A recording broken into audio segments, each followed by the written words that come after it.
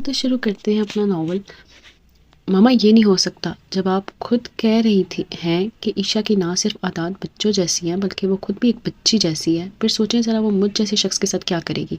मैं कुछ नहीं जानता, पापा से कह दें कि वो अपना फैसला बदल दें, वरना वो गुस्से की हालत में इसरारी अंदाज में कमरे में टहल रहा था और इसकी मामा जो मिसेस शरी कहलाती थी फ़ौरन बोली, तो सुभान डार्लिंग, मैं कब खुश हूँ इस फैसले से, लेकिन ये तुम्हारे पापा की जिद है। इन्हें ये सब 10 बरस बाद याद आया, जबकि मैं तो अरसा हुआ भूल चुकी थी। हमने अपने बेटे को इसकी पुप्पोजात से मनसूब करने की हमाकत की थी। मैं तो खुद आजकल तुम्हारे लिए लड़कियां देख रही हूँ, बल्कि इस सिलसिले में मिसेस रश्टी की इसरा को तुम्हारे लिए पसंद भी कर चुकी हूँ। मिसेस शरी ने अपने कंधों से ऊपर सेट किए बालों को झटके हुए से इतला दी तो सुभान शरी मजीद चौंक कर माँ को देखने लगा। शुक्र खोरे ना शुद्ध तो शुद्ध। फिर कतियत से बोला, मामा मैं शादी अपनी मर्जी से करूंगा, फिलहाल मेरी शादी की फिक्र छोड़ दें। अभी मुझे लाइफ एंजॉय करनी है, फिर अपना करियर बनाना है। मुझे अपने लिए कोई लड़की पसंद आ गई तो आपको इन्फॉर्म कर दूंगा, मगर अभी मुझे इस बारे में कुछ नहीं सुनना। इसकी संजीदगी पर मिसेस शरी बेचैनी का मुजाहरा करते हुए फ़ौरन गोया, ओके ओके डार्लिंग, शादी तुम्हारी मर्जी और पसंद से ही होगी, मुझे कोई इतराज़ नहीं है, बस तुम अपने पापा से खुद बात कर लो। वो समझते हैं कि इनकी भाजी का तुम पर पहला हक है। सारी उम्र तुम्हारे पापा ने इसकी माँ की वजह से मुझे चैन का सांस नहीं लेने दिया। वो औरत खुद तो मर गई, मगर अब अपनी बेटी के जरिए मेरा रहा सहा सुकून पे बर्बाद करने का सामान कर गई है। मिसेस शरी ने मसूया शख्शोई का मुजाहरा किया तो सुभान एकदम चौंक उठा। आज तक इसने अपनी माँ को गमज़दा नहीं देखा था और अब वो आंसू बहा रही थी। इसे तो हमेशा ने कह के लगाते ही देखा था। इनके आंसू इसे पिघला गए थे। डोंट वरी मामा, मैं पापा से बात करूंगा। ये कोई इंसाफ है? मैं इस लड़की को जानता तक नहीं हूँ, शायद ही कभी ही इसे मिला हूँ। अगर वो मेरी कज़न है तो हुआ करे, इसका मतलब ये तो नहीं है कि मैं विदाउट अंडरस्टैंडिंग शादी कर लूँ। नॉट एट ऑल मामा। इसके एकदम जोश में आने से मिसेस शरी के चेहरे पर फातहाना मुस्कुराहट रहेंगी। फिर उन्होंने बढ़कर इसकी पेशानी चूम ली। माय सॉफ्ट हार्ट, मुझे मालूम है कि तुम इसके साथ एडजस्ट नहीं कर सकते, इसलिए मैं तुम्हें पहले इन्फॉर्म कर रही हूँ। तुम्हारे पापा रात को डिनर पे तुम इससे इस सिलसिले में बात करने वाले हैं। ज़्यादा जोश में आने की ज़रूरत नहीं है, बस तुम अपने पापा को मुनासिब तरीके से जवाब देना ताकि वो बात समझ जाए, ओके। इसके कमरे से निकलते हुए मिसेस शरी ने इसे हदायत दी तो वो पुरसोच अंदाज में सर हिला गया। सुभान शरी को इतना बोल्ड और एडवांस था, वहाँ सरार ना भी करती तो वो भी अपने पापा के इस दकियानूसी फैसले पर कभी राजी ना होता। इसे तो पापा की तरफ से इस एक तरफा फैसले का सुनकर ही हैरत हो रही थी कि इसे बचपन से अब तक यानी 24 साल तक उन्होंने इसे इसकी चॉइस पर छोड़ रखा था और ज़िंदगी के ख़ास मामले में जो इसकी ज़ात से वाबस्ता था, इसलिए वो इस पर अपनी मर्ज़ी मुसलत करना चाहते थे। इसे अपनी आज़ादी अभी बहुत अजीज़ थी। वो ज़िंदगी के हर लम्हे को अपनी मर्ज़ी से गुजारने का आदी था और इसे शादी के तस्वुर से ही अपनी ज़िंदगी का मज़ा करा होता महसूस हो रहा था। इसे अपने पापा से दो टोक बात करने का सोच लिया था। पापा के शफीक रवैयों और बेपनाह मोहब्बतों के बावजूद वो इनसे खुलकर बात करना चाहता था। रात को हस्बे मामूल डिनर पर सिर्फ तीनों ही थे। खाना खाते हुए सुभान कई बार पापा को मुंतज़िर नज़र से देख चुका था, शायद वो खुद ही बात शुरू करें। आखिर थक कर इसने खुद ही इन्हें मुखातिब किया, पापा मैं कुछ दिनों के लिए आंटी हुमैरा की तरफ इस्लामाबाद जा रहा हूँ। इसने मामूल के मुताबिक बगैर समझे इतला दी। शरी और बेगम शरी दोनों में से कोई भी नहीं चौंका, क्योंकि इसके प्रोग्राम ऐसे ही आनत फानत बनने थे। शुक्र है तुम अब तो ऑफिस ज्वाइन करने वाले थे, शरी साहब ने चंद लम्हों बाद कहा। पापा जब तक आप हैं मुझे ऑफिस के झंझट में पढ़ने की क्या ज़रूरत है? अभी इंजॉय करने की एज है, फिर तो सारी लाइफ इस झंझट में गुजरेगी। अभी मुझे ज़िंदगी इंजॉय करने दे। उनके मुसलसल देखने पर इसने फ़ौरन पैंतरा बदला। आई प्रॉमिस यू पापा, मैं वापस आकर कोशिश करूंगा ऑफिस को टाइम दूँ। इसने बड़ी मासूमियत का मुजाहरा करते हुए पापा से कहा और इसका यही अंदाज तो इन दोनों को बेबस कर देता था, इसलिए इसने अपनी बात कभी दोबारा कहने की ज़रूरत नहीं पड़ती थी। इसकी हर ख्वाहिश हर जिद फ़ौरन मानी जाती थी। ओके स्वीटहार्ट, इस बार ये प्रोग्राम आखिरी होना चाहिए, लेकिन जाने से पहले मैं तुम्हें किसी से मिलवाना चाहता हूँ। जी। पापा की रजामंदी से इसके चेहरे पर मजीद बशाशत फैल गई थी, मगर जल्द ही इसकी संजीदगी में वो बशाशत मादूम हो गई थी। इसे मालूम था पापा आप किससे मिलवाना चाहते हैं। तुम्हारी मम्मी ने तुम्हें ईशा के बारे में बताया होगा, वो यहाँ आ गई है, लाहौर में फंसी के घर ही रहेगी। मैं चाहता हूँ तुम जाने से पहले से ज़रूर मिल लो। सुभान शरी साहब ने तफसील से बताते हुए वाज़ह कर दिया था कि ईशा से मिलना कितना ज़रूरी है, जो इसके बड़े ताया और अपने बड़े मामों के घर में क़याम पजीर थी। बाप की बात के जवाब में वो बावजूद कोशिश की अपनी बात कहते हुए हिचकिचाया। पापा क्या ज़रूरी है? इस्लामाबाद से वापसी पर भी तो मिला जा सकता है, अब तो वो यहीं है, क्यों ज़रूरी है? क्या तुम्हें तुम्हारी मम्मी ने बताया नहीं? उन्होंने बीवी को हैरानगी से देखते हुए इस्तफसार किया। पापा मम्मी ने जो बताया मुझे तो सुनकर ही हैरत हो रही है। पापा आप भी इस तरह के फैसले करते हैं? I can't believe it. कुछ फैसलों का इख्तियार अपने पास नहीं होता, वक्त हालात या फिर शायद किस्मत हमसे कुछ बातें इस तरह मनवा लेती है कि फिर इन्हें बदलने का सोच भी नहीं सकते। तुम्हारी बच्चू पप्पो की ज़िंदगी में ये फैसला हो गया था, मैं ये काम अब जल्दी से करना चाहता हूँ। तुम अब खुद बाशऊर हुए हो, ये बात अच्छी तरह समझ सकते हो कि एक ऐसी लड़की को माशरे में तहफ़्फ़ुज़ कैसे मिल सकता है जिसके सर पर ना वालिदैन का साया हो और ना ही कोई बड़ा मौजूद हो। बड़ी ख्वाहिश है कि तुम अब इसे अपनी ज़ात का भरपूर तहफ़्फ़ुज़ दो। باپ کی بات پر بلکہ ان کے اٹل فیصلہ کن انداز پر ان کی ساری صلاحیتیں بیدار ہوگی۔ صاف کوئی ان کی اولین خصوصیت تھی۔ پاپا آپ کیسی باتیں کر رہے ہیں؟ اس لڑکی سے میں کبھی ملا نہیں ہوں، میں نے اسے دیکھا نہیں ہے، نہ ہی میری سے کمٹمنٹ ہے، تو میں اس سے شادی کیسے کر سکتا ہوں؟ میرے لیے سب ممکن نہیں ہے۔ آئی ایم سوری ٹو سے پاپا، میں اپنی لائف پارٹنر خود چوز کروں گا۔ اسے سنجیدگی سے کہتے ہوئے کھانے سے بھی ہاتھ روک لیا۔ عشا اچھی لڑکی ہے، تم کوشش کرو گے تو تمہاری ان سے انڈرسٹینڈنگ بھی ہو جائے گی، تم اسے دیکھو، ملو تو صحیح۔ انہوں نے نرم کھوئی سے کہا، میرے لیے ممکن نہیں ہے یہ سب، میں نے ساری زندگی ہمیشہ خود اپنے لیے چوائس کی ہے، اب میری زندگی کا اہم فیصلہ آپ نے اس طرح خود ہی کر دیا ہے۔ اس طرح تو ناانصافی ہے پاپا، یا تو آپ مجھے شروع سے ہی کچھ سوچنا، فیصلہ کرنا اور آگے بڑھنا نہ سکھاتے، یا پھر آپ مجھے شعور کی دہلیز پر قدم رکھتے ہی یہ باور کرا دیتے کہ میرے فیوچر کی پلاننگ آپ نے اس طرح کر رکھی ہے۔ یہ تو اس لڑکی کے ساتھ بھی زیادتی ہوگی، آپ نے اسے اس کی پسندگی اور فیصلے کا حق چھین رکھا ہے۔ اسے سنجیدگی سے مفصل انداز میں اپنی بات واضح کی تو شریف صاحب ہولے سے مسکرائے، تمہاری پسند کو اولویت دی جائے گی، تم اس سے مل کر تو دیکھو، آئی ایم شور وہ تمہیں پسند آئے گی، آفٹر آل وہ تمہاری پھپھو ذات ہے۔ بعض یہ پسند آنے کی نہیں ہے پاپا، عشا اور سنی زبان کا ایج ڈفرنس کتنا ہے، ابھی تو وہ 16 برس کی بھی نہیں ہوئی، یہ عمر شادی کی نہیں ہوتی۔ پھر بابی جان نے بھی مجھے بتایا کہ عشا میں نارمل لڑکیوں والی کوئی بات ہی نہیں ہے، اسے بالکل بچوں کی طرح ٹریٹ کرنا پڑتا ہے۔ آخر بیگم شری کو خود کو باپ بیٹے کے درمیان بولنے سے روک نہ سکی، ان کے لہجے میں ناگواری تھی جسے باپ بیٹے دونوں نے محسوس کیا تھا۔ تم خود ملی ہو عشا سے؟ ان کے سب سانس پر وہ فوراً گڑبڑا گئی، نہیں ملی تو نہیں، مجھے ٹائم ہی نہیں ملا اور نہ ہی وہ ادھر آئی ہے، لیکن بھائی جان بھی تو غلط نہیں کہہ سکتے، وہ ان کے پاس ہی تو رہی ہے، خود ملنے پر رکھنے سے پہلے کسی کے بارے میں اپنی رائے محفوظ رکھنی چاہیے۔ شریف صاحب نے بیوی کو کچھ ایسی نظروں سے دیکھا کہ وہ ادھر ادھر دیکھنے لگی۔ بہرحال سنی، تم کل صبح سے ملنے اپنے تایا کے گھر جا رہے ہو، آخر فیصلہ اس کے بعد ہی ہوگا، کل شام کی فلائٹ سے تمہاری سیٹ بک ہو جائے گی، صرف اسلام آباد یا کہیں اور بھی جانا ہے؟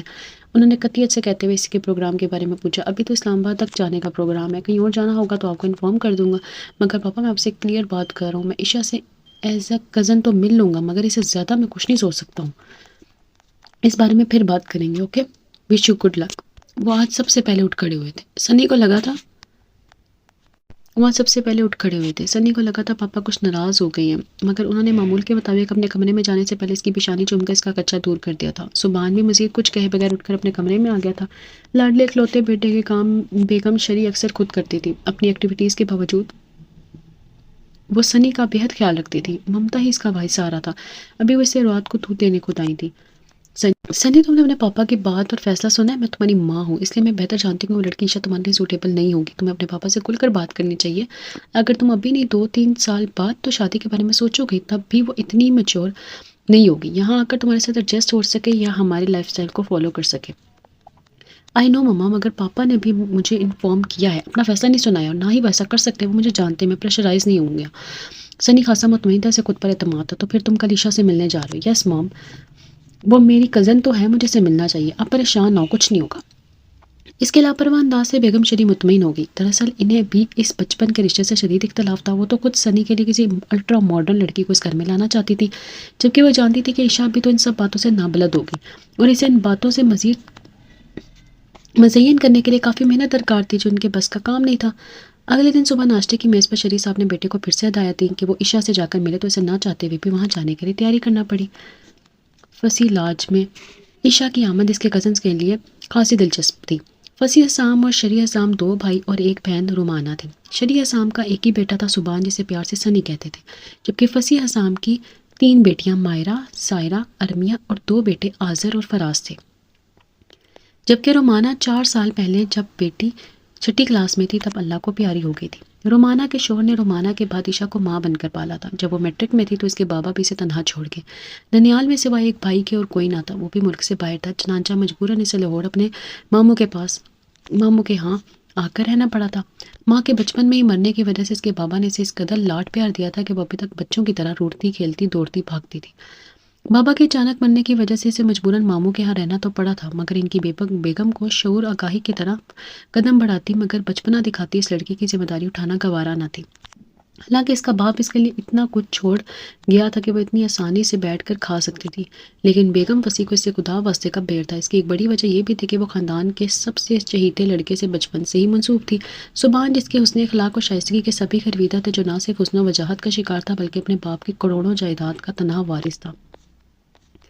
بیگم وسیع کو عشا کا ہر انداز، ہر رویہ سبحان سے مختلف لگتا تھا، اپنی ماں کے برعکس ان کے بچوں کا رویہ عشا سے بہت اچھا تھا، اور وسیع تو اکثر اس کی حمایت میں بول بھی پڑتا تھا۔ اپنی 25-26 سالہ عمر میں اس نے ایسی معصوم و ذہین لڑکی پہلی بار دیکھی تھی جو اپنی ذہانت کو استعمال کرنا نہیں جانتی تھی۔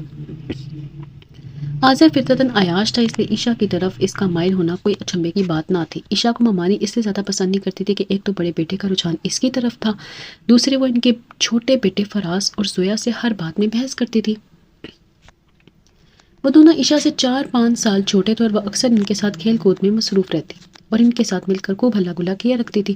بیگم وسیع کا خیال تھا کہ چونکہ وہ بچوں سے بڑی ہیں اس لیے اسے بڑا بن کر رہنا چاہیے۔ مائرہ اور زائرہ اس کی باتوں کو خوب انجوائے کرتی تھی۔ عشا ناشتہ کرنے کے بعد دوبارہ اپنے کمرے میں لیٹ گئی۔ دل بہت اداس ہو رہا تھا، پاپا کی یاد شدت سے آ رہی تھی۔ کل سے اس نے نہ بال بنائے نہ ہی لباس بدلا، آنکھوں پر بازو رکھے وہ بے دلی سے لیٹی تھی کہ تبھی زائرہ نے آ کر جھنجھوڑ ڈالا، اٹھو کزن، عشا تم سے کوئی ملنے آیا ہے۔ کسی کے آنا کا سنتے ہی وہ ہڑبڑا کر اٹھ کھڑی ہوئی۔ کون آیا مجھ سے ملنے؟ اس نے پوری طرح آنکھیں کھول کر زائرہ کو دیکھا۔ بوجھو تو جانے۔ زائرہ نے شرارت کرتے ہوئے فیس منہ بنایا۔ چھوٹے ماموں جان۔ اس کے لہجے میں بے پناہ خوشی تھی اور آنکھیں چمک اٹھی۔ زائرہ اس کی آنکھوں کی روشنی پر ہی تو فدا تھی۔ ماموں جانی، ان کے اکلوتے بیٹے تم سے ملنے آئے ہیں۔ زائرہ نے کہا سنی بھائی؟ اس کے لہجے میں حیرت تھی۔ ہاں سنی بھائی، ذرا جلدی کرو، تم ایسا کرو جلدی سے اپنا حلیہ درست کرو، وہ ڈیسنٹ بندے ہیں، تمہارے سلیے سے ان پر خاک امپریشن پڑے گا، میں انہیں جا کر باتوں میں لگاتی ہوں، ہری اپ۔ زائرہ کے لہجے میں شرارت ٹپک رہی تھی، اس کی بات پر وہ تنک کر بولی، وہ مجھ سے ملنے آئے ہیں میرے حلیے سے، میں ایسے ہی ٹھیک ہوں۔ اس نے بگڑتے ہوئے جوت پاؤں میں ڈالا، بیڈ سے اپنا دوپٹہ اٹھا کر ایک کندھے پر لٹکایا، سیدھے ہوتے آگے آئی چوٹی کو پیچھے جھٹکا تو اس کی نظر زائرہ کے پیچھے کھڑے نوجوان پر پڑ گئی جو بے نیازی سے کھڑا تھا۔ سنی کو واقعی عشا نے اپیل نہیں کیا تھا، اس کے تمام کزنز ایک سے بڑھ کر ایک الٹرا ماڈرن اور ویل ڈریس تھے اور یہاں معاملہ ہی الٹا تھا۔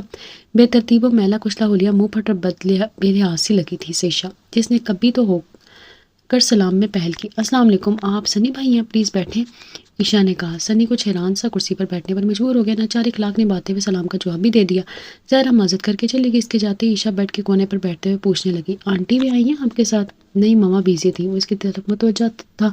آپ کبھی ہماری طرف آئے نہیں، بابا جان آپ کا بہت ذکر کرتے تھے، اکثر آپ کو یاد کرتے تھے۔ مجھے؟ سنی کو اچنبھا ہوا، اس وقت آپ کے سوا میرا مخاطب شاید کوئی نہیں ہے۔ عشا کے لبوں پر شریر مسکراہٹ پھیل گئی تو سنی بھی مسکرا دیا، لیکن مجھے تو یاد ہی نہیں ہے کہ میں کبھی ان سے ملا ہوں۔ ماموں جان آتے تھے، وہ آپ کے بارے میں بتاتے رہتے تھے، پھر ممی اور بابا یہاں آتے رہتے تھے، سنا آپ ہاسٹل میں رہ رہے ہیں۔ اس کی کسی بات میں سنی کو اب تک بچپنا نظر نہیں آیا تھا، وہ بہت اچھے طریقے سے نارمل انداز میں سے بات کری تھی اور اس کے لہجے میں کچھ ایسی نرمی اور نغمی محسوس ہو رہی تھی جو مخاطب کو اپنی طرف کھینچ لیتی تھی۔ میں جب تم آئی تھی یہاں، سنی نے مسکراتے ہوئے پوچھا۔ نہیں، مجھے اچھا نہیں لگتا تھا۔ اس کے جواب نے سنی کو پوچھنے پر مجبور کر دیا، کیوں؟ مجھے آپ سے جلس فیل ہوتی تھی، ممی ہر وقت آپ کی باتیں کرتی رہتی تھی، مجھے کہتی تھی میں آپ کی طرح اچھی بن جاؤں گا، تنگ نہیں کروں گی تو وہ مجھے ماموں کے گھر لے کر جائیں گی، بس میں ضد میں آ کر تنگ کرتی تھی۔ اپنی رو میں بتاتے اس کی نظر سنی کے سنجیدہ چہرے پر پڑی تو فوراً بولی، سوری سنی بھائی، میں سمجھتی تھی آپ مجھ سے بہت چھوٹے ہوں گے، ممی باتیں بھی تو ایسی کرتی تھی، مجھے پتہ ہی نہیں تھا آپ اتنے بڑے ہیں۔ اس نے معصومیت سے پلکیں جھپکتے ہوئے وضاحت کی تو سنی بھی ہنس دیا۔ ویسے بھی ہر بار اس کے سنی بھائی کہنے سے اس کی ٹینشن ختم ہو گئی تھی، اسے یقین تھا پاپا کو سمجھانا مشکل نہیں ہوگا۔ اوکے کزن، میں چلتا ہوں، مجھے ابھی گھر جا کر پیکنگ کروانی ہے۔ میں بھی چلوں آپ کے ساتھ؟ وہ کرسی سے اٹھا تو عشا بھی اٹھ کھڑی ہوئی، پھر وہ حیرت سے اس کی بات سن کر کھڑا رہ گیا۔ کہاں چلوں؟ سنی کے لہجے میں حیرت تھی جس پر وہ تھوڑی سی گڑبڑا کر وضاحت کرنے لگی، نہیں میرا مطلب تھا آپ کے گھر نہیں۔ اس کی وضاحت سے سنی کی حیرت دور ہو گئی اور وہ پرسوچ انداز میں سے دیکھنے لگا، دیکھیں بھائی یہاں بہت بوریت ہے، آنٹی نے زویا اور فراز کو ان کی پھپھو کے گھر بھیج دیا، اب میرے ساتھ یہاں نہ کوئی کرکٹ کھیلتا ہے اور نہ ہی گھر سے باہر جانے کی پرمیشن ہے۔ Really I am so tired, میں نے 2 دن سے چاکلیٹ بھی نہیں کھائی اور میں چاکلیٹ کے بغیر تو رہ ہی نہیں سکتی۔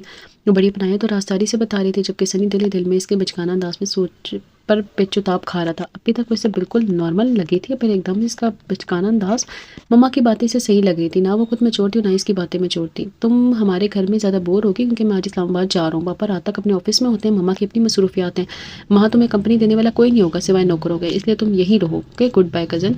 سنی جیسے جان چھڑا کر بھاگا۔ عشا حیرت سے کھینچے پردے کو دیکھتی رہ گئی، اس نے پہلے ہی سن رکھا تھا کہ سنی بھائی بڑے مغرور ہیں، کسی کو خاطر میں نہیں لاتے، اب بھی شاید ماموں جان کے کہنے پر اسے ملنے آ گئے تھے۔ اسے سنی کا اس طرح جانا اچھا نہیں لگا تھا، اسے افسوس ہوا تھا، وہ زبردستی تھوڑی اس کے ساتھ جا رہی تھی، لے جاتے تو جاتی۔ سنی کے رویے نے اسے افسردہ کر دیا تھا۔ سنی وہاں سے سیدھا اپنے پاپا کے آفس میں آ گیا تھا، اس کا انداز حد سے زیادہ سنجیدہ تھا۔ شریف صاحب اسے دیکھ کر چونکے ضرور تھے لیکن محسوس نہیں کیا اور مسکراتے ہوئے کہا بیٹھو۔ ان دونوں میں دوستی بہت گہری تھی، شریف صاحب نے کبھی بھی بلا وجہ پر روک نہیں جھاڑا تھا۔ سنی کا موڈ حد سے زیادہ بگڑا ہوا تھا، فوراً بولا، پاپا میں آپ سے کچھ باتیں کرنا چاہتا ہوں۔ میں سن رہا ہوں، بولو۔ شریف صاحب آرام سے ٹیک لگا کر بیٹھ گئے۔ پاپا میں عشا سے مل کر آ رہا ہوں، مجھے یقین ہی نہیں ہو رہا کہ وہ میری کزن ہوگی۔ کیوں یقین نہیں ہو رہا؟ شریف صاحب نے مسکراتے ہوئے کہا، پاپا وہ انتہائی چیپ لڑکی ہے، نہ اسے لباس پہننے کا سلیقہ ہے نہ بات کرنے کا، 16 سال کی ہونے کے باوجود اس کے بات کرنے کا انداز کسی 10 سالہ بچے جیسا ہے اور ابھی اس میں نے میٹرک پاس بھی نہیں کیا ہوگا۔ آپ مجھے کیوں اسے شادی کرنے کا کہہ رہے ہیں؟ ناممکن، میں ایسا سوچ بھی نہیں سکتا۔ سنی میں تمہیں مجبور نہیں کر رہا، تمہارے لیے ایک فیصلہ کیا گیا تھا، تمہیں اس بارے میں بتایا گیا تھا کہ عشاء کے بارے میں سوچو، لڑکیوں کے میچور آنے میں وقت نہیں لگتا، وہ جلدی ایڈجسٹ ہو جاتی ہے، ہمیں کون سا ابھی تمہارا فوراً شادی کر رہے ہیں۔ مگر پاپا میں اس طرح کی ایڈجسٹمنٹ نہیں چاہتا، آپ کو میری اور اس کی ایج ڈفرنس کو دیکھنا چاہیے تھا، وہ مجھ سے کتنی کم عمر ہے، میں تمہیں ابھی فوراً شادی کے لیے نہیں کہہ رہا ہوں، عشاء کو بھی پڑھنا ہے، کم سے کم 4 سال لگیں گے اسے اپنی تعلیم مکمل کرنے میں، تم بھی اس وقت تک سیٹ ہو جاؤ گے، تو پھر جب وقت آئے گا تب دیکھیں گے، آپ ابھی سے یہ شور کیوں کر رہے ہیں؟ وہ ضد ہوتے ہوئے بولا، کیونکہ شریف صاحب کا اندازہ بتا رہا تھا کہ وہ حال میں عشاء کو اپنی بہو بنانا چاہتے ہیں۔ میں تمہاری منگنی کرنا چاہتا ہوں تاکہ عشاء اور باقی لوگوں کو بتا دیا جائے، خصوصاً عشاء کو، ویسے بھی حالات میں سے ایک پکے رشتے کا تحفظ دینا ضروری ہے تاکہ وہ خود کو کسی پر بوجھ نہ سمجھے۔ شریف صاحب نے تفصیلاً اس کے سوال کا جواب دیا، تو پاپا آپ اسے اپنے پرانے رشتے سے بھی تحفظ دے سکتے ہیں، نئے رشتے ضروری نہیں ہے، میں عشاء کے لیے اپنے دل میں تھوڑی سی بھی گنجائش نہیں پا رہا ہوں۔ اتنا کہہ کر وہ آفس سے نکل گیا، اکلوتا بیٹا صدا کا ضدی، ہر پسند کی چیز حاصل کرنے والا، آخر اس طرح کا رویہ تو اپنانا ہی تھا، وہ اسے غصے میں جاتا دیکھتے رہ گئے۔ گھر آتی وہ ماں کے سامنے الٹ گیا، آپ اچھی طرح سن لیں ماما، میں کسی حالت میں کبھی بھی اس لڑکی سے شادی نہیں کروں گا، اگر پاپا نے اپنا فیصلہ نہیں بدلا تو پھر آپ ان سے کہہ دیجیے گا میں گھر چھوڑ دوں گا۔ اسی سنجیدگی سے دھمکی میں اس لہجے میں کہا تو بیگم شریف پریشانی سے اس کی طرف بڑھی، وہ وارڈروب سے اپنے کپڑے نکال کر بے ترتیبی سے سوٹ کیس میں ٹھونس رہا تھا۔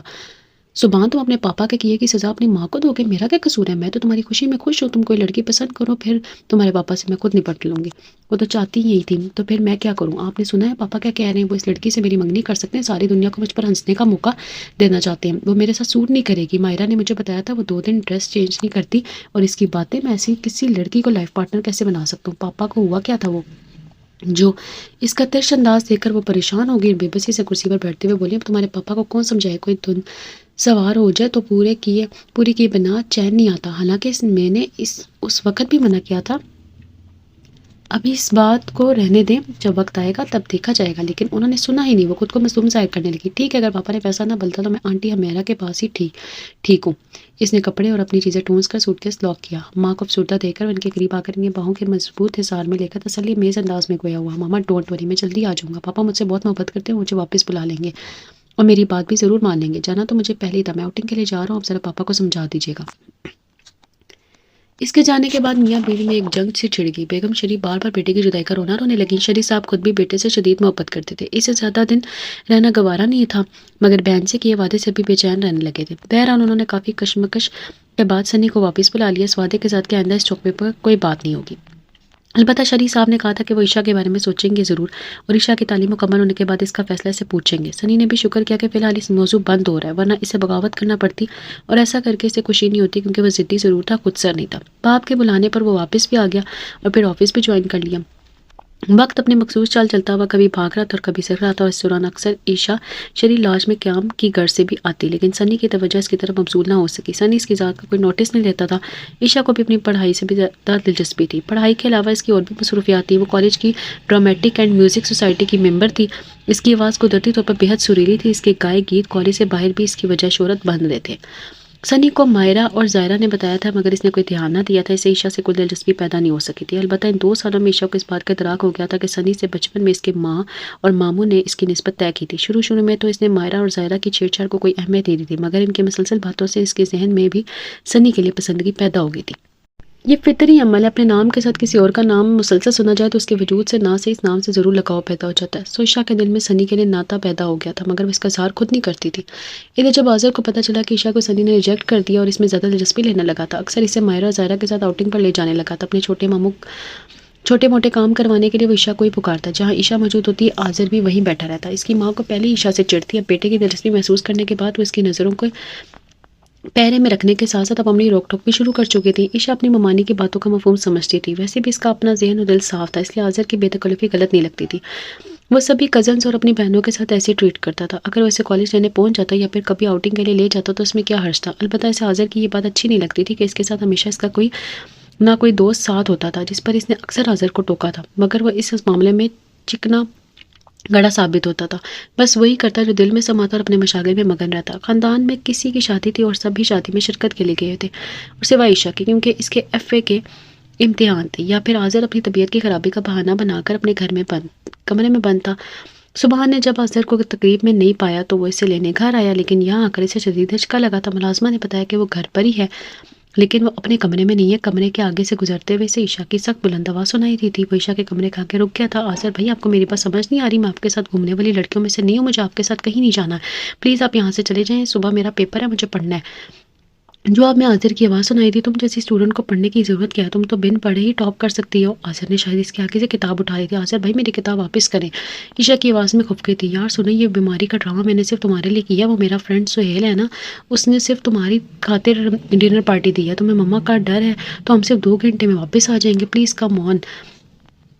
آج کا دماغ تو نہیں چل گیا؟ آپ اچھی طرح سن لیں, مجھے کسی کا ڈر نہیں ہے. مجھے آپ کے ساتھ اور آپ کے لفنگے اور ہمارا دوستوں کے ساتھ کسی فنکشن میں نہیں جانا. اگر کسی کا ساتھ لے کر جانا اتنا ضروری ہے تو آپ ظاہرہ یا ماہرہ میں سے کسی کو روک لیتے.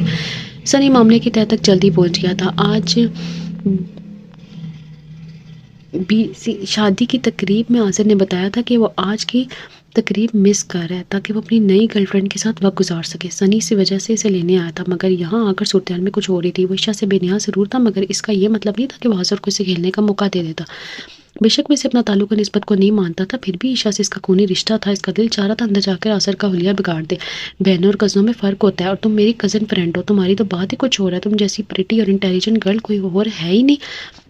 آصر کی چاپلوسانہ آواز سنی کی سماعت پر گراں گزر رہی تھی. اسے شدید دھچکا لگا تھا کہ وہ اپنے گھر کی لڑکی کو غلط راہ پر لے جانے کی کوشش کر رہا تھا. ان 2 خصوصیات کے علاوہ ایک اور کو بھی مجھ میں ہے اور بھائی, اور وہ یہ ہے کہ لوگوں کی ذہنیت پہچاننا. اب آپ شرافت سے یہاں سے چلتے پھرتے نظر آئیں, ورنہ مجھے دونوں ماموں سے آپ کی شکایت کرنا پڑے گی. Please go out. ورنہ میشا کے لہجے میں سختی, غصہ اور آنسوں کی میزش ایک ساتھ تھی. اس کا اعتماد اور بھروسہ کرچی کرچی ہو کر بکھرا تھا. اسی لمحے سنی پردہ اٹھا کر اندر داخل ہوا. سب سے اس کا چہرہ سرخ ہو رہا تھا. میشا اٹھو, میں تمہیں لینے آیا ہوں.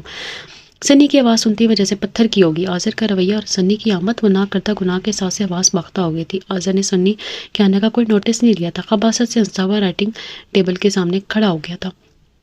چلو تو تمہارا بھی پروگرام میں لے جاؤ. اس وقت تم پھر کبھی ہم قسمت آزمائیں گے. جواب میں ایک زوردار تماچا آصر کے 14 طبق روشن کر گیا تھا. میشا سہم کر فوراً کھڑی ہو گئی تھی. سنی کے چہرے پر پھیلا غیظ و غضب دیکھنے سے تعلق رکھتا تھا. اس کا بس چلتا تو شاید وہ آصر کو اس گھٹیا بات پر قتل کر دیتا. ایک بات یاد رکھنا آصر نسی, ہر کوئی تمہارے جیسا بے غیرت نہیں ہوتا. ہر کسی کو اپنی ذہنیت کی کسوٹی پر مت پرکھا کرو. مجھے رشتوں کا تقدس قائم رکھنا آتا ہے. پھر وہ اسی غضب کے عالم میں میشا سے مخاطب ہوا. جلدی سے اپنا سامان سمیٹو, میں تمہارا ملازم نہیں ہوں کہ ہاتھ باندھ کر تمہارے انتظار میں کھڑا رہوں گا. اس کی داڑھ پر وہ فوراً اپنی بکھری چیزیں اور کتابیں سمیٹ کر بیگ میں ٹھونس کر باہر نکلے. چلتے ہوئے سنی نے آصر کو وارن کیا, بات تو سن لو. اگر تم نے ہمارے گھر میں آنے کی کوشش کی تو مجھ سے برا کوئی نہیں ہوگا, انڈرسٹینڈ. وہ تیزی سے پورچ میں آتا جب میشا اس کی گاڑی کے پاس بد آواز سی کھڑی تھی. سنی نے اس کو بازو سے سختی سے پکڑ کر فرنٹ سیٹ پر دھکیلا اور پھر گھوم کر ڈرائیونگ سیٹ پر آ بیٹھا. وہ بد رش ڈرائیونگ کر رہا تھا. میشا کو اس کا رویہ سمجھ نہیں آ رہا تھا. اس کے بازو میں سخت تکلیف ہو رہی تھی جسے اس کی آنکھیں بھر آئیں. اگر تم آصر سے اب ملی یا اس کے ساتھ کہیں گئی تو مجھ سے برا کوئی نہیں ہوگا. ایک موڑ موڑتے ہوئے سنی نے اسے شعلہ بار نظروں سے دیکھا. اور سنو, تم یہ ایگزام دینے کے بعد مزید پڑھائی کا خیال بھی چھوڑ دو. اس کی بات سنتے میشا ٹسپٹا گئی. آنسو آنکھوں میں ٹھہر گئے. کچھ توقف کے بعد رندی ہوئی آواز سے مخاطب ہوئی. سنی بھائی, اس میں میرا کیا قصور ہے؟ میں نے آصر بھائی کے ساتھ خود سے جانے کی کوشش نہیں کی. میں تو گھر میں بھی ان سے آنٹی کے ڈر کی وجہ سے بات نہیں کرتی ہوں. کبھی ماموں جان سے کہے بغیر کہیں نہیں جاؤں گی. مگر پلیز مجھے آگے پڑھنے دیں, میں پڑھنا چاہتی ہوں. سنی بھائی, وہ بچوں کی طرح روتے ہوئے وضاحتیں دے رہی تھی اور ساتھ ہی آستینوں سے آنسو اور کبھی بہتی ناک صاف کر رہی تھی. مگر سنی پر اس کی باتوں کا کوئی اثر نہیں ہو رہا تھا. اس وقت آصر کے رویے سے اس کا دماغ غصے سے گول رہا تھا. وہ قدرے خشونت سے بولا, ہاں تمہارا کوئی قصور نہیں ہے, لیکن کیا تمہیں پہلے سے آصر کی فطرت کا اندازہ نہیں تھا؟ اس کے ساتھ اکیلے گھر میں رہنے کی ضرورت کیا تھی؟ ایک پیپر اچھا نہ ہوتا تو کوئی قیامت نہیں آ جاتی. آخر تم سب کے ساتھ فنکشن میں کیوں نہیں گئی؟ جانتی ہو تمہارے ساتھ کیا کر سکتا تھا. سنی کا یہ انداز اور رویہ بالکل نیا تھا. سنی بھائی, میرے فائنل ایگزام میں واقعی میں نے کچھ نہیں کیا ہے. پلیز آپ دیکھ کر ڈرائیونگ کریں نا. اسی رش ڈرائیونگ سے میشا کا دل اچھل اچھل کر حلق میں آ رہا تھا. مردوں کو خراب کرنے میں سارا قصور لڑکیوں کا ہی ہوتا ہے. ہر بات پر آنکھیں بند کر کے اعتبار کر لیتی ہوں, پھر بعد میں آصر جیسے لڑکوں سے دھوکہ کھانے کے بعد ساری زندگی روتی رہتی ہوں. اس کا ذہن ہنوز آصر کی حرکت میں الجھا ہوا تھا, اس لیے اس سے میشا کی ہچکیاں سنائی نہیں دے رہی تھی. سنی بھائی, میں نے اپنا بھائی سمجھتی ہوں, اس لیے ان پر اعتماد کرتی تھی. مجھے کیا خبر تھی ان کے دل میں کھوٹ ہوگا. کیا کسی پر اعتماد کرنا بری بات ہے؟ اسے سوں کرتی معصومیت سے پوچھا. تو سنی نے ناراض نظروں سے اس پر ایک اچھلتی ہوئی نگاہ ڈالی. تو زمانے میں ایسا کرنے والا احمق کہلاتا ہے. اعتماد نام کا لفظ تو کسی دوسرے سے منسوب رکھنا ہی نہیں چاہیے, اپنے والدین سے بھی نہیں. مکمل اعتماد کی توقع بھی نہیں رکھنی چاہیے, وہ بھی بے خبری میں اکثر ظلم کر جاتی ہیں. اگر میں 2 سال پہلے بابا کے فیصلے پر اعتماد کر کے سر جھکا لیتا تو آج پچھتا رہا ہوتا. اچھا ہی ہوا کہ میری ضد نے مجھے بچا لیا, ورنہ میں تمہیں ہی قتل کر دیتا. سنی کے شفاف لہجے پر میشا نے مزید سہم کر اسے دیکھا. سنی کی باتیں سمجھتے ہوئے بھی سمجھ نہیں پا رہی تھی. گاڑی شدید لاج کے پورچ میں جھٹکے سے رکی تو میشا نے فوراً دوپٹے سے اپنی آنکھیں اور چہرہ صاف کیا. پھر سنی سے پہلے بیگ لے کر باہر نکل آئی. اب اس کے علاوہ کوئی چارہ بھی نہیں تھا. یہ گھر اس کی واحد پناہ گاہ تھی. جہاں وہ محفوظ رہ سکتی تھی۔ اس اطمینان کے باوجود دکھ کی لہریں اس کے دل سے وجود میں پھیل رہی تھی کہ اپنے گھر ہوتے ہوئے بھی وہ در بدر گھوم رہی ہے اور سنی جیسے لوگوں کے کڑوے کسیلے لہجے سننے پر مجبور ہے۔ آزر جیسے بھائینما شکاری سے بچنے کے لیے کڑوے لہجوں کا زہر پینا یہ زیادہ بہتر تھا۔ اس سوچ کے ساتھ وہ بے بسی سے سنی کے پیچھے پیچھے لیونگ روم میں آ گئی، جہاں وہ بے فانوں پر کوئی نمبر ملا رہا تھا۔ کچھ لمحوں بعد وہ اپنے پاپا سے ان کے آفس بات کر رہا تھا۔ ہیلو پاپا، آپ ابھی فوراً گھر آ سکتے ہیں؟ میشا کو بھی اندازہ ہو گیا تھا کہ دوسری طرف ماموں جان ہے۔ جی پاپا، ایمرجنسی، آپ آئیں گے تو بتائیں گے نا۔ باوجود کوشش کے وہ اپنے لہجے کی جھنجھلاہٹ قابو نہ کر سکا۔ آپ بس آ جائیں فوراً پلیز پاپا۔ سنی کے غصے کی وشلت و بے چینی نے میشا کو مزید شرمندہ کر دیا۔ اسے سامنے پا کر وہ بھرمی سے مخاطب ہوا۔ آپ میرے سر پر کیوں سوار ہو؟ جاؤ جا کر اسٹڈی میں پیپر کی تیاری کرو، اسٹوپڈ گرل۔ وہ حکم ملتے کسی رپورٹ کی طرح اسٹڈی میں آ گئی۔ بیگ ایک طرف رکھ کر اسٹڈی چیئر پر بیٹھنے کے بعد اس نے میز پر سر رکھا، آنکھیں موند لی۔ آنسو تواتر سے بہنے لگے۔ ذرا بھی پڑھنے کو دل نہیں چاہ رہا تھا۔ ایک تو حاضر نصی نے اس کا اعتماد توڑ دیا، اس پر زبان چلی کی بے انتہا برہمی بے نیازی نے اسے بخلا کر رکھ دیا تھا۔ آج اس کے اندر کی لڑکی سے نئے احساسات کا رنگ بدلتا اترتا دکھا رہی تھی۔ سنی کا رویہ ویسے تو شروع سے ہی ایسا تھا، مگر آج اس کے رویے میں میشا جو اپنائیت دیکھ رہی تھی نا، اس نے اس کے دل میں دکھوں کے کانٹوں کے درمیان خوشی کی ننھی سی کومپل کھلا دی تھی۔ کچھ ہی دیر بعد شریح سام گھر میں داخل ہوئے تو سنی کو لیونگ روم میں بے چینی سے ٹہلتے ہوئے پایا۔ وہ تو پہلے اس کے فون سے پریشان ہو کر آئے تھے، مزید پریشانی اس کی بے چینی دیکھ کر ہو رہی تھی۔ کیا بات ہے سویٹ ہارٹ، تم نے اس طرح اچانک مجھے فون کیوں کیا؟ خیریت ہے نا؟ آپ اندر چلیں، پھر میں آپ کو سب بتاتا ہوں۔ اور پھر ان کے ساتھ لیونگ روم میں بیٹھ کر اس نے ساری باتیں ان کے گوش گزار کر دی۔ پریشانی سے ان کا دوران نے خون بھی بڑھ گیا۔ صرف اس لیے میں اسے ہمیشہ کے لیے یہاں لانا چاہتا تھا۔ واقعی آج کے زمانے میں کسی پر اعتماد مشکل ہے۔ مجھے تو سوچ کر ہی شرم آ رہی ہے کہ وہ اپنا خون ہے، اپنا خون بھی۔ اگر تم ٹھیک وقت پر نہ پہنچے تو ہو سکتا ہے آزاد جوانی کے نشے میں کوئی غلط قدم اٹھا لیتا، تو پھر ہمارے پاس کیا بچتا؟ وہ بن ماں باپ کی معصوم بچی بھی تباہ ہو جاتی۔ تم نے بہت اچھا کیا سنی جو تم اسے یہاں لے آئے۔ اب تو ان حالات کو دیکھ کر تمہیں کوئی اعتراض نہیں ہوگا کہ اس بات پر؟ اس نے جان کر انجان بن کر پوچھا۔ میشا سے شادی پر 2 سال میں کافی میچور ہو گئی ہے وہ۔ پاپا کے اس انداز پر وہ حیران رہ گیا۔ وہ تو سمجھا تھا پاپا اس بات کو بھول گئے ہیں، مگر پاپا میں نے تو آپ پہلے ہی کہہ رکھا تھا کہ وہ مجھے پیل نہیں کرتی، میں اسے اپنا لائف پارٹنر نہیں بنا سکتا، مگر ایسے انسانی ہمدردی کے تحت وہاں سے نکال لائے ہوں تو آپ اس کا یہ مطلب نہ لیں کہ میں نے دلی جذبوں سے مجبور ہو کر کیا ہے۔ وہ بچپن سے تم سے منسوب ہے، تمہیں اس بات کو یاد رکھنا چاہیے سنی۔ بیٹے کی برہمی آخری نے سنجیدگی سے بات کرنے پر مجبور کر گئی۔ وہ فیصلہ آپ کا تھا، میرا نہیں۔ میں نے اسے کبھی نہیں مانا اور نہ ہی میں نے اسے سوچا تھا۔ آپ جہاں چاہیں اس کی شادی کرتے، میرے لیے اسے بٹھا کر مت رکھے گا۔ انہیں اب بھی غصہ آ گیا تھا تو پھر اسے وہیں رہنے دیتے، انسانی ہمدردی جتانے کی بھی ضرورت نہیں تھی۔ اچھا تھا وہیں رہ کر وہ کسی طرف تو ہو جاتی، یہاں لا کر اس کا تماشا بنوانا ضروری تھا۔ جانتے ہو آپ کتنے سچ جھوٹ اس سے وابستہ کیے جائیں گے؟ سنی باپ کے چلانے پر حیرت زدہ رہ گیا۔ آج سے پہلے انہوں نے کبھی سے اس طرح نہیں ڈانٹا تھا۔ وہ ان کی ذہنی کیفیت سمجھ رہا تھا۔ ہمیشہ ان کے خاندان کی عزت ان کی بہن کا خون تھا، اس کی تذلیل انہیں برداشت کرنا مشکل ہو رہی تھی۔ وہ قدر نرمی مگر مستحکم انداز سے مخاطب ہوا۔ پاپا اس بات کو انا کا مسئلہ نہ بنائیں، میشا کو سکون سے ایگزام دینے دیں، اس نے اپنے لیے خود سوچنے دیں، اس کی مرضی کے مطابق کوئی فیصلہ کرنے کا سوچیں۔ آپ آرام اور سکون سے سوچیں تو آپ کو خود احساس ہوگا کہ اس طرح کے فیصلوں سے 2 زندگیاں نہیں دوسروں کا سکون بھی برباد ہوتا ہے۔ زندگی کو بہتر بنانے کے لیے صرف والدین کی خواہشات کا احترام ضروری نہیں ہوتا، اپنی ذات کی تسکین بھی ضروری ہوتی ہے۔ اور میں تو کسی کمپرومائز کے لیے ایگری نہیں ہوں، تو میں میشا کیسے ایک بہتر زندگی گزار سکتی ہے؟ سنی کے لب و لہجے پر اسے دیکھتے رہ گئے، پھر بے بسی سے اٹھ کر اپنے کمرے میں چلے گئے۔ میشا کا سنی کے ساتھ شرعی علاج میں آنا بات کو کوئی اور ہی رک دے گیا۔ بیگم نسی نے ایک طرف تو شکر کا کلمہ پڑھا کہ میشا ان کی جان چھٹی، اور دوسری طرف انہوں نے میشا پر الزام عائد کر دیا کہ وہ اظہر کو اپنی طرف ملتفت کرتی رہتی تھی۔ اب سنی کا التفات حاصل کرنے کے لیے اس نے یہ حرکت کیا تھا کہ سنی اپنا فیصلہ بدل کر اسے اپنا لے۔ سنی ان کی باتیں سن کر حیرت زدہ رہ گیا۔ کئی بار وہ اپنی مام سے الجھ پڑا۔ ماما میں اس قسم کے ریمارکس برداشت نہیں کر سکتا، مجھے باتیں سنانے سے پہلے کم سے کم اپنے گریبان میں تو جھانک لیں۔ آنٹی سے کہہ دیں کہ اگر انہوں نے پھر کبھی میرے اور میشا کے بارے میں چیپ باتیں کی تو مجھ سے برا کوئی نہیں ہوگا۔ آئندہ انہیں ایسے یہاں آنے کی ضرورت نہیں ہے، ورنہ ابھی آنٹی افضل یہاں سے گئی تھی اور خوب بڑھا چڑھا کر میشا اور اس کے بارے میں باقی فیملی کے خیالات بتا رہی تھی۔ سنی نے آج ان کی باتیں سن لی تھی، وہ اس نے اپنی مام سے الجھ رہا تھا۔ آنسا شریف کو پہلی بار اس کا اس طرح بولنا ناگوار گزرا تھا، اس لیے ناگواری سے بولی، اب سب کی زبانیں تو نہیں پکڑی جا سکتی بھائی جان، تو کیا سبھی باتیں بنا رہے ہیں؟ تمہارے باپ نے بھی تو دنیا میں بارے میں اس نام نے آج رشتے کا اعلان کر رکھا ہے، ہم کتنے بھی ماڈرن ہو جائیں کچھ روایات کا خیال رکھنا ہی پڑتا ہے، اور پھر تم وہاں سے میشا کو ہی لے کر آ گئے ہو، ہم ہمدردیوں کی سزا بھگتو۔ بیگم آنسا شریف کے لہجے میں بھی شک کی آگ دہک رہی تھی۔ اس نے ماں کو شوق کی کیفیت میں دیکھا۔ مما آپ کیسی باتیں کر رہی ہیں؟ میری ایک ذرا سی ہمدردی کو آپ سب نے کیا رنگ دے دیا؟ وہاں رہ کر وہ کتنی غیر محفوظ تھی، میں حاضر اور اس کے دوستوں کو اچھی طرح جانتا ہوں، آپ نہیں جانتی۔ آنٹی اپنی بیٹیوں کی طرح میشا کے لیے کیوں نہیں سوچتی ہیں؟ اگر میں ان میں سے کسی کو اپنے دوستوں میں لے کر پھروں اور ان سے غلط بیہیو کروں تو کیا آپ سب برداشت کر لیں گے؟ یہ ٹھیک ہے میں اسے اپنے لائف پارٹنر نہیں بنا سکتا، لیکن آفٹر آل وہ میری کزن ہے، اسے کوئی کھلونا بنانا چاہے یہ میں برداشت نہیں کر سکتا۔ اس کا مضبوط اور مستحکم لہجہ اس کی سب سے بڑی خوبی تھی. سچ کو سچ اور جھوٹ کو جھوٹ کہنا اس کی فطرت میں شامل تھا، اس لیے اکثر اسے منہ پر اینگری ینگ مین اور پیٹھ پیچھے بے لحاظ کہا جاتا تھا. اگر تمہیں اتنی ہمدردی ہے تو پھر اس سے شادی کر لو، بیگم آنسا شری جھنجھلایا ہوئے کہا. ان کا خیال تھا کہ سنی اس کا معصوم حسن دیکھ کر کہیں اپنا فیصلہ تبدیل نہ کر دے، اس لیے وہ جھنجھلائی ہوئی تھی. ویری سوری مام، ریئلی ویری سوری. واقعی مجھے میشا کو یہاں نہیں رہنا چاہیے تھا، بلکہ راستے میں چھوڑ آنا چاہیے تھا، یا پھر وہیں رہنے دینا چاہیے تھا. وہ جھنجھلاتا ہوا باہر کی طرف لپکا تو میشا نے اسے راستے میں پکار کر روکا. سنی بھائی پلیز آپ میری سیٹ کنفرم کروا دیں. وہ کافی اداس لگ رہی تھی، وہ اپنے خلاف ہوتی باتوں اور رویوں سے دل برداشتہ ہو کر اپنے گھر جانے کا سوچنے لگی تھی. سنی کا موڈ تو پہلے ہی آف تھا، اسے سامنے پا کر پارا اور بھی چڑھ گیا. میں تمہارے باپ کا ملازم نہیں ہوں کہ تمہارے کاموں کے لیے بندہ رہوں، مجھے اور بھی کوئی کہیں کام ہے. سنی کی درشٹی پر میشا کی آنکھیں بھر آئیں اور لمبے لمبے ڈھک بھرتا ہوا بڑھتا چلا گیا، یہ سوچے بغیر کہ اس کے لفظوں نے کسی کے دل میں کیا طوفان برپا کر دیا. اور پھر اس دن کے پاس سنی کا رویے سے مزید سخت اور حد تک امیز ہوتا چلا گیا، بلکہ کئی بار اس کے کام کرنے پر اسے اچھی بھلی سنا بھی چکا تھا. مائرہ اور زائرہ کی چھیڑ چھاڑ کے جواب میں وہ ایسی باتیں سناتا کہ میشا کٹ کر رہ جاتی. اس لیے سب اس لیے سہنا پڑ رہا تھا کہ اس کا کوئی اپنا سر پر نہیں تھا. سگے رشتوں میں صرف ایک پھپھو تھی، وہ بھی ملک سے باہر تھی، اور وہ ماموں کی محبت کی خاطر زخمی انا لیے وہاں رہنے پر مجبور تھی. وہ اسے کہیں بھیجنے پر راضی بھی نہیں ہوتے تھے.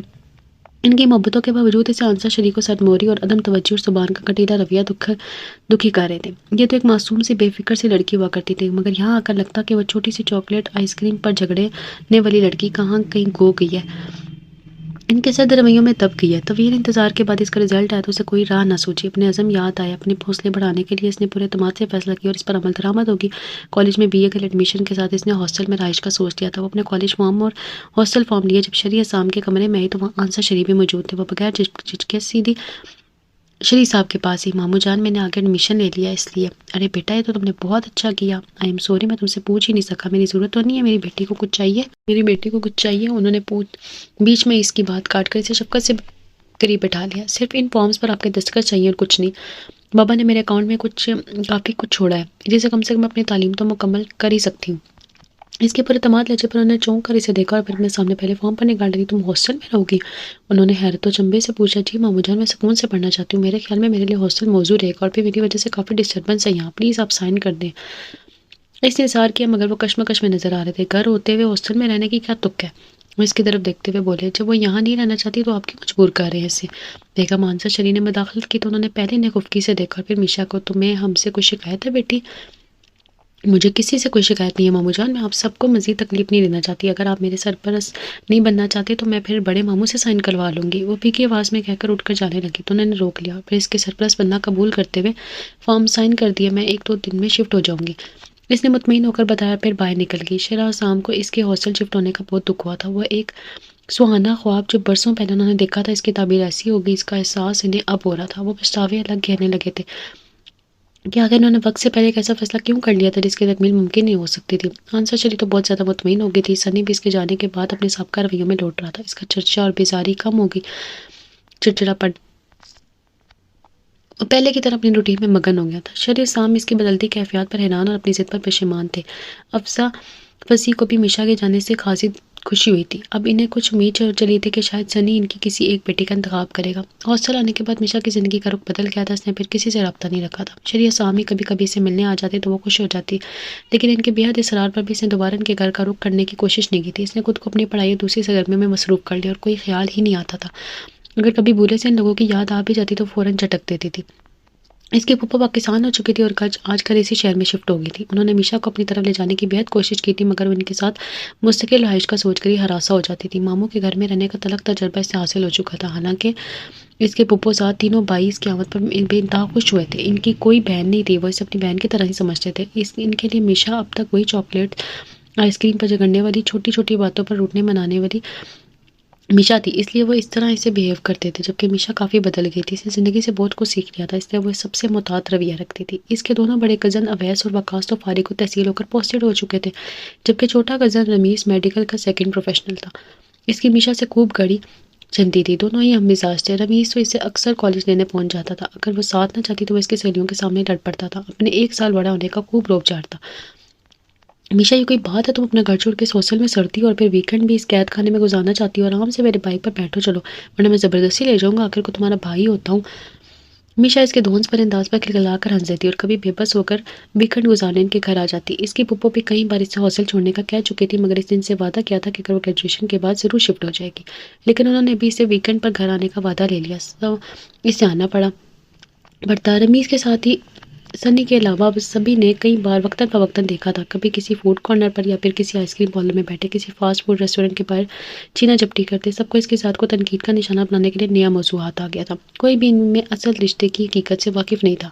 میشا کی قابلیت و وجہ تنقید اس لیے بھی تھی کہ اس نے کالج فنکشن کے بعد چند ایک اسٹیج پروگرام میں گانا شروع کر دیا تھا. نہ صرف یہ بلکہ اس کی اپنی ذاتی کوششوں سے ایک آڈیو البم مارکیٹ میں آ گیا تھا جو اس کی شناخت بن رہا تھا. اس کی مد بری پرسوز اور سریلی آواز کے بارے میں کافی اچھے ریمارکس اخبارات میں آنے لگے تھے.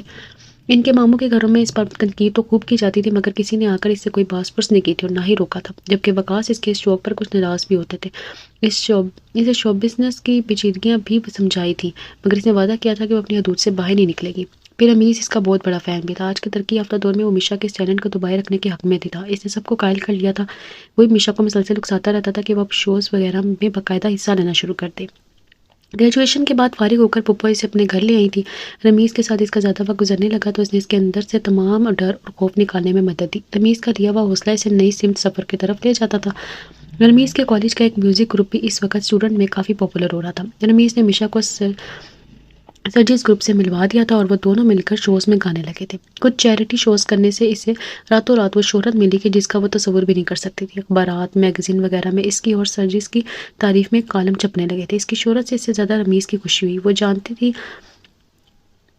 کہ اس کے اس قدم سے اس کے ننیال والے خوش نہیں ہوں گے. اس نے اپنے خدشات اور خیالات کا اظہار رمیز سے بھی کیا، مگر اس نے ڈانٹ کر بٹھا دیا. یار، اتنے عرصے سے وہ تمہاری خیر خبر نہیں لینے نہیں آئے اور تم موقع کے ڈر سے اپنا تابناک مستقبل تباہ کرنا چاہتی ہو، اور کوئی نہیں تو کم سے کم تمہارا فیونسی ہی تمہارے پیچھے تو آ سکتا تھا. کچھ حالات میشا نے رمیز کو اس وعدے کے ساتھ بتایا تھا کہ وہ کسی سے ذکر نہیں کرے گا، اور کچھ باتیں وہ خود بھی جانتا تھا.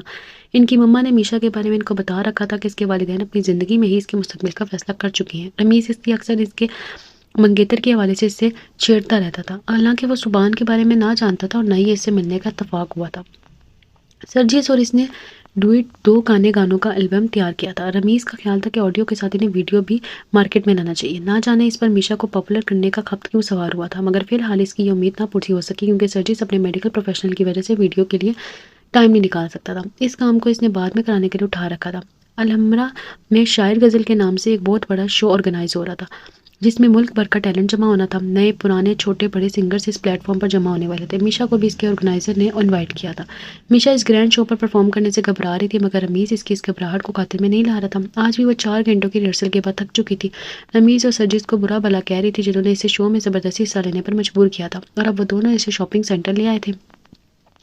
رمیز کا خیال تھا کہ وہ اس شو میں ساڑی پہن کر جائے جس سے وہ اور بھی گریسفل لگے گی. کافی دنوں تک تینوں ایک پسند پر متفق نہ ہو سکے اور رمیز دوسری طرف چلا گیا. میشا سرجیز کے ساتھ دوسرے شو کیس کی طرف آ گئی. وہاں مختلف قسم کی ساڑیاں تھیں. تبھی مائرہ اور زائرہ کی خوشی و حیرانی میں ڈوبی آواز اس کی زبان سے ٹکرائی. ممی، وہ دیکھیں اپنی میشا. او مائی گاڈ! میشا نے مانوس آوازوں پر مڑ کر دیکھا تو مائرہ اور زائرہ کے ساتھ آذر اور آنٹی فضا بھی تھیں. وہ دونوں اس کی طرف لپکی. اپنی میشا؟ انہوں نے جس گرمجوشی سے کہا اسے میشا کو کوئی خوشی نہیں ہوئی. اسے آنٹی فضا کے ماتھے کی شکنی صاف نظر آ رہی تھی. آذر بھی اس قدر غصے سے دیکھ رہا تھا. اس نے مائرہ زائرہ کی شکوے شکایتیں سنی تھیں. ان کے توصیفی تعریفی جملے مصنوعی لگ رہے تھے. آخر ان کی باتوں سے اکتا کر وہ بولی، آئی ایم سوری، میں ذرا بیزی ہوں، آپ لوگ شاپنگ کر لیں پھر ملتے ہیں. اس کے پرتکلف و مغرور انداز میں مائرہ زہرا جہاں حیران تھی وہیں آنٹی افضا کے تن بدن میں چنگاریاں جلتی اٹھی تھی. سنی نے ایک وقت میں اس لڑکی کو آذر کو کس قدر بے نقص سنائی تھی، اور وہی لڑکی اب سریعام غیر لڑکوں کے ساتھ گھومتی پھرتی تھی. اب خاندان کی عزت کا کسی کو خیال نہیں تھا. میشا فوراً ہی سرجیز کی طرف متوجہ ہوگی. افضا مزید تاب نہ لاتے ہوئے بیٹیوں کو لے کر جیسے ہی مڑی سامنے سے آتے ہوئے رمیز سے ٹکرا گئی. رمیز نے انہیں ایک نظر دیکھ کر سوری کہا، پھر ان کے درمیان سے گزر کر میشا تک پہنچا. پھر بے تکلفی سے اس کے بازو کو تام کر کہنے لگا، کم آن میشا، میں نے تمہارے لیے ساڑی ادھر دوسرے کاؤنٹر پر پسند کر لی ہے، آ کر دیکھ لو پھر میں پیک کرواتا ہوں. رمیز کے بے تکلفانہ انداز پر آنٹی افضا نے بلند آواز میں بڑبڑاتے ہوئے کہا، یہ لڑکی خوب خاندان کی عزت بڑھا رہی ہے. مائرہ زائرہ ماں کو کھینچ کر لے گئی. انہیں میشا کے کسی رویے سے کچھ لینا دینا نہیں تھا. انہیں تو بس اس کی وجہ سے بدنامیاں حاصل تھی. اس کا بس چلتا تو اپنے اس پاپولر کزن کے ذریعے شوبز کی دنیا میں خود کو متعارف کرواتی، مگر افسوس انہیں اس کے سکھانے کا علم نہ تھا۔ میشا نے آنٹی افسا کی بات سن لی تھی مگر اسے کوئی پرواہ نہیں تھی۔ وہ رمیز کی طرف متوجہ ہوگی، ہم نے ساڑی پسند بھی کر لی اور پیک بھی کروانی ہے۔ نو نیور، پیسے میری جیب سے جائیں گے اس لیے پسند بھی میری ہوگی۔ ویسے بھی تم دونوں کی چوائس بالکل رف ہے، انفارمیشن تو ہوتی نہیں ہے پسند کیسا ہو کیا ہوگا، کم آن پلیز۔ رمیز اسے بازو سے کھینچتا لے گیا تو سجیز کو بھی پیچھے جانا پڑا۔ رمیز نے دوسرے کاؤنٹر پر ہی وہ ساڑی پسند کی جو کہ دونوں پیک کروا رہے تھے۔ سجیز ساڑی دیکھتے ہی ہنس پڑا۔ میشا ہماری چوائس رف ہے اس لیے رمیز نے وہی ساڑی پسند کی ہے جو کہ ہم نے پیک کروائی ہے، اس کا مطلب ہوا رمیز کی چوائس بھی رف ہے، کوئی اور دیکھتے ہیں۔ دونوں بے ساختہ ہنسی۔ رمیز نے برا سا منہ بنایا اور کاؤنٹر کی طرف بڑھ گیا۔ شفون جارجٹ کی سیاہ ساڑی کے بارڈر پر سفید نگینوں سے ڈیزائن بنا ہوا تھا اور ساڑی پر کچھ فاصلے پر نگینے جڑے ہوئے تھے۔ راستے میں اس نے رمیز کو آنٹی افزا کے بارے میں بتایا تو اسے نہ ملنے کا افسوس ہونے لگا۔ او مائی گاڈ میشا، تم مجھ سے انٹروڈیوس تو کرواتی، پھر میں انہیں خوب جلاتا، مگر افسوس بڑی بے وقوف ہو، ایک چانس مس کر دیا۔ خیر آئندہ صحیح، اب تو میں پہچان گیا ہوں۔ اس کی آنکھوں میں شرارت چمک رہی تھی۔ میشا اسے ہنستے ہوئے سنانے لگی، انہوں نے گھر جاتے فون کر کے سب کو بتا دیا ہوگا، خوب نمک مرچ لگا کے بتائیں گے کہ تم نے میرا بازو پکڑ کے کھینچا، تمہارا اور سجیز کا ذکر تو وہاں خصوصی طور پر ہو رہا ہوگا۔ رمیز کچھ کہنے کی چاہ کے باوجود اس کے دل آزاری کے خیال سے مزید کچھ کہتے کہتے رہ گیا۔ میشا کے ساتھ پہلے تو سبھی کے جانے کا پروگرام تھا مگر پپو کی اچانک طبیعت خراب ہو گئی تھی، سو وہ نہیں جا رہی تھی۔ اویس بھائی کو ارجنٹ ڈیوٹی پر جانا پڑ گیا اور وکاس بھی گھر میں اپنے ساتھ کسی پرانے دوست کو لے کر داخل ہوا تھا جو اس کا یونیورسٹی فیلو رہ چکا تھا۔ وکاس بھائی کا جانا بھی محال لگ رہا تھا۔ گھر والوں کی غیر موجودگی سے اس کا دل گھبرا رہا تھا، وہ نروس ہو رہی تھی۔ سجیز بھی اس کی طرف آ گیا۔ اس کی متزلزل ارادوں کو دیکھ کر وہ رمیز سے سمجھانے لگے، صبح مشکل وہ تیار ہونے لگی۔ وہ تیار ہو کر جب آئی تو رمیز اور سجیز بھی ڈرائنگ روم میں بیٹھے تھے۔ پہلی بار وہ اس قدر اہتمام سے تیار ہوئی تھی، اس لیے وہ بلا جھجک وکاس کے دوست کے سامنے نہیں جا سکی۔ رمیز کو آواز دے کر پکارا، رمیز پلیز باہر آؤ۔ وہ جانتی تھی اس کے اس طرح بلانے پر وہ غصے سے اٹھ کر باہر جائے گا، اور واقعی چند ساتھ بعد وہ آ گیا۔ پھر اس کا کان پکڑتے ہوئے خفگی سے کہا، خبردار جو تم نے آئندہ مجھے اس طرح رمیز کے نام سے بلایا، 1 سال بڑا ہوں تم سے، بھائی جان کہا کرو، اس طرح بلاتی ہے جیسے میں تمہاری کوئی سہیلی ہوں۔ اچھا محترم بزرگوار بھائی جان صاحب، ذرا ٹائم دیکھیے اور ان بڑے بھائی صاحب سے پوچھے کہ چلنا ہے یا نہیں، ورنہ مجھ سے کچھ نہ کہیں۔ اور یہ سرجیز کیا اندر انٹرویو دے رہا ہے؟ سرجیز کو بھی وہ رمیز کی طرح سمجھتی تھی، وہ بھی اس کے بھائیوں کی طرح جاتا تھا، سو اس وقت بھی اس نے دونوں کو اپنی خفگی دکھائی۔ رمیز نے بغور اس کا جائزہ لیا، وہ ہمیشہ سے مختلف لگ رہی تھی۔ اس نے سفید نگینوں کا زبردست میک اپ رکھ رکھا تھا جس کی چمک سے اس کا چہرہ بھی جگمگا رہا تھا۔ او آج تو آپ کافی گریس ہیں، ذرا سنبھال کے قدم رکھنا، کہیں ایسا نہ ہو کہ شرم کرو، دیکھو اپنی بہن سے ایسی باتیں کرتے ہو۔ میشا نے فن بدلا چکایا تو وہ ہنس دیا، یار میں دیکھ رہا ہوں مینڈکی کو بھی زکام ہو رہا ہے، اس کا رومال کہاں ہے؟ وہ اس کی بات تو فوراً اسے مارنے لگ گئی، بھاگ کر ڈرائنگ روم میں چلا گیا تو وہ بھی پیچھے سے لگ گئی۔ اس وقت تو بھول گئی تھی کہ اندر وکاس بھائی کے ساتھ ان کا دوست بھی موجود ہے۔ تم کان کھول کر سن لو، میں تمہارے ساتھ نہیں جاؤں گی۔ وہ اس کے سر پر کھڑی ہو کر چلانے لگی، ساتھ ہاتھوں کا بھی استعمال کیا۔ کیوں ملکہ عالیہ، غلام سے ایسی کیا خطا ہوگی جو اتنی بڑی سزا دی جا رہی ہے؟ وہ مسکرے پن سے بولا، خطا کار تو میں بھی بتاتی ہوں، تم مجھے ابھی کیا کہہ رہے تھے؟ وہ اسے مارنے کو لپکی تبھی وکاس نے اسے پکارا، گڑیا۔ وکاس کے بخار میں سرشنش تھی اور اس کا دوست صوفے پر بیٹھے ان کی آوازیں سن رہے تھے۔ وہ بکلا کر بولی، سوری بھائی، السلام علیکم، مجھے جانا ہے، دیر ہو رہی ہے۔ اس نے سرجیس اور رمیز کو چلنے کا اشارہ کیا۔ وکاس نے اسے دوبارہ بلایا، گڑیا ادھر آؤ، میرے فرینڈ سے ملو۔ اسے گھوم کر ان کے سامنے جامنا پڑا۔ سامنے بیٹھے شخص کو دیکھ کر اس کے بکلانا فطری بات تھی، شکر تھا کسی نے اس کی بکلاہٹ نوٹ نہیں کی۔ البتہ سامنے بیٹھے شخص کی آنکھوں میں بھی حیرتیں چمک رہی تھی۔ سبحان، یہ میری بہن ہے میشا، صرف ان کی نہیں میری اور بڑے بھائی کی بھی ہے، یعنی ہماری۔ رمیز نے آ کر فوراً لقمہ دیا۔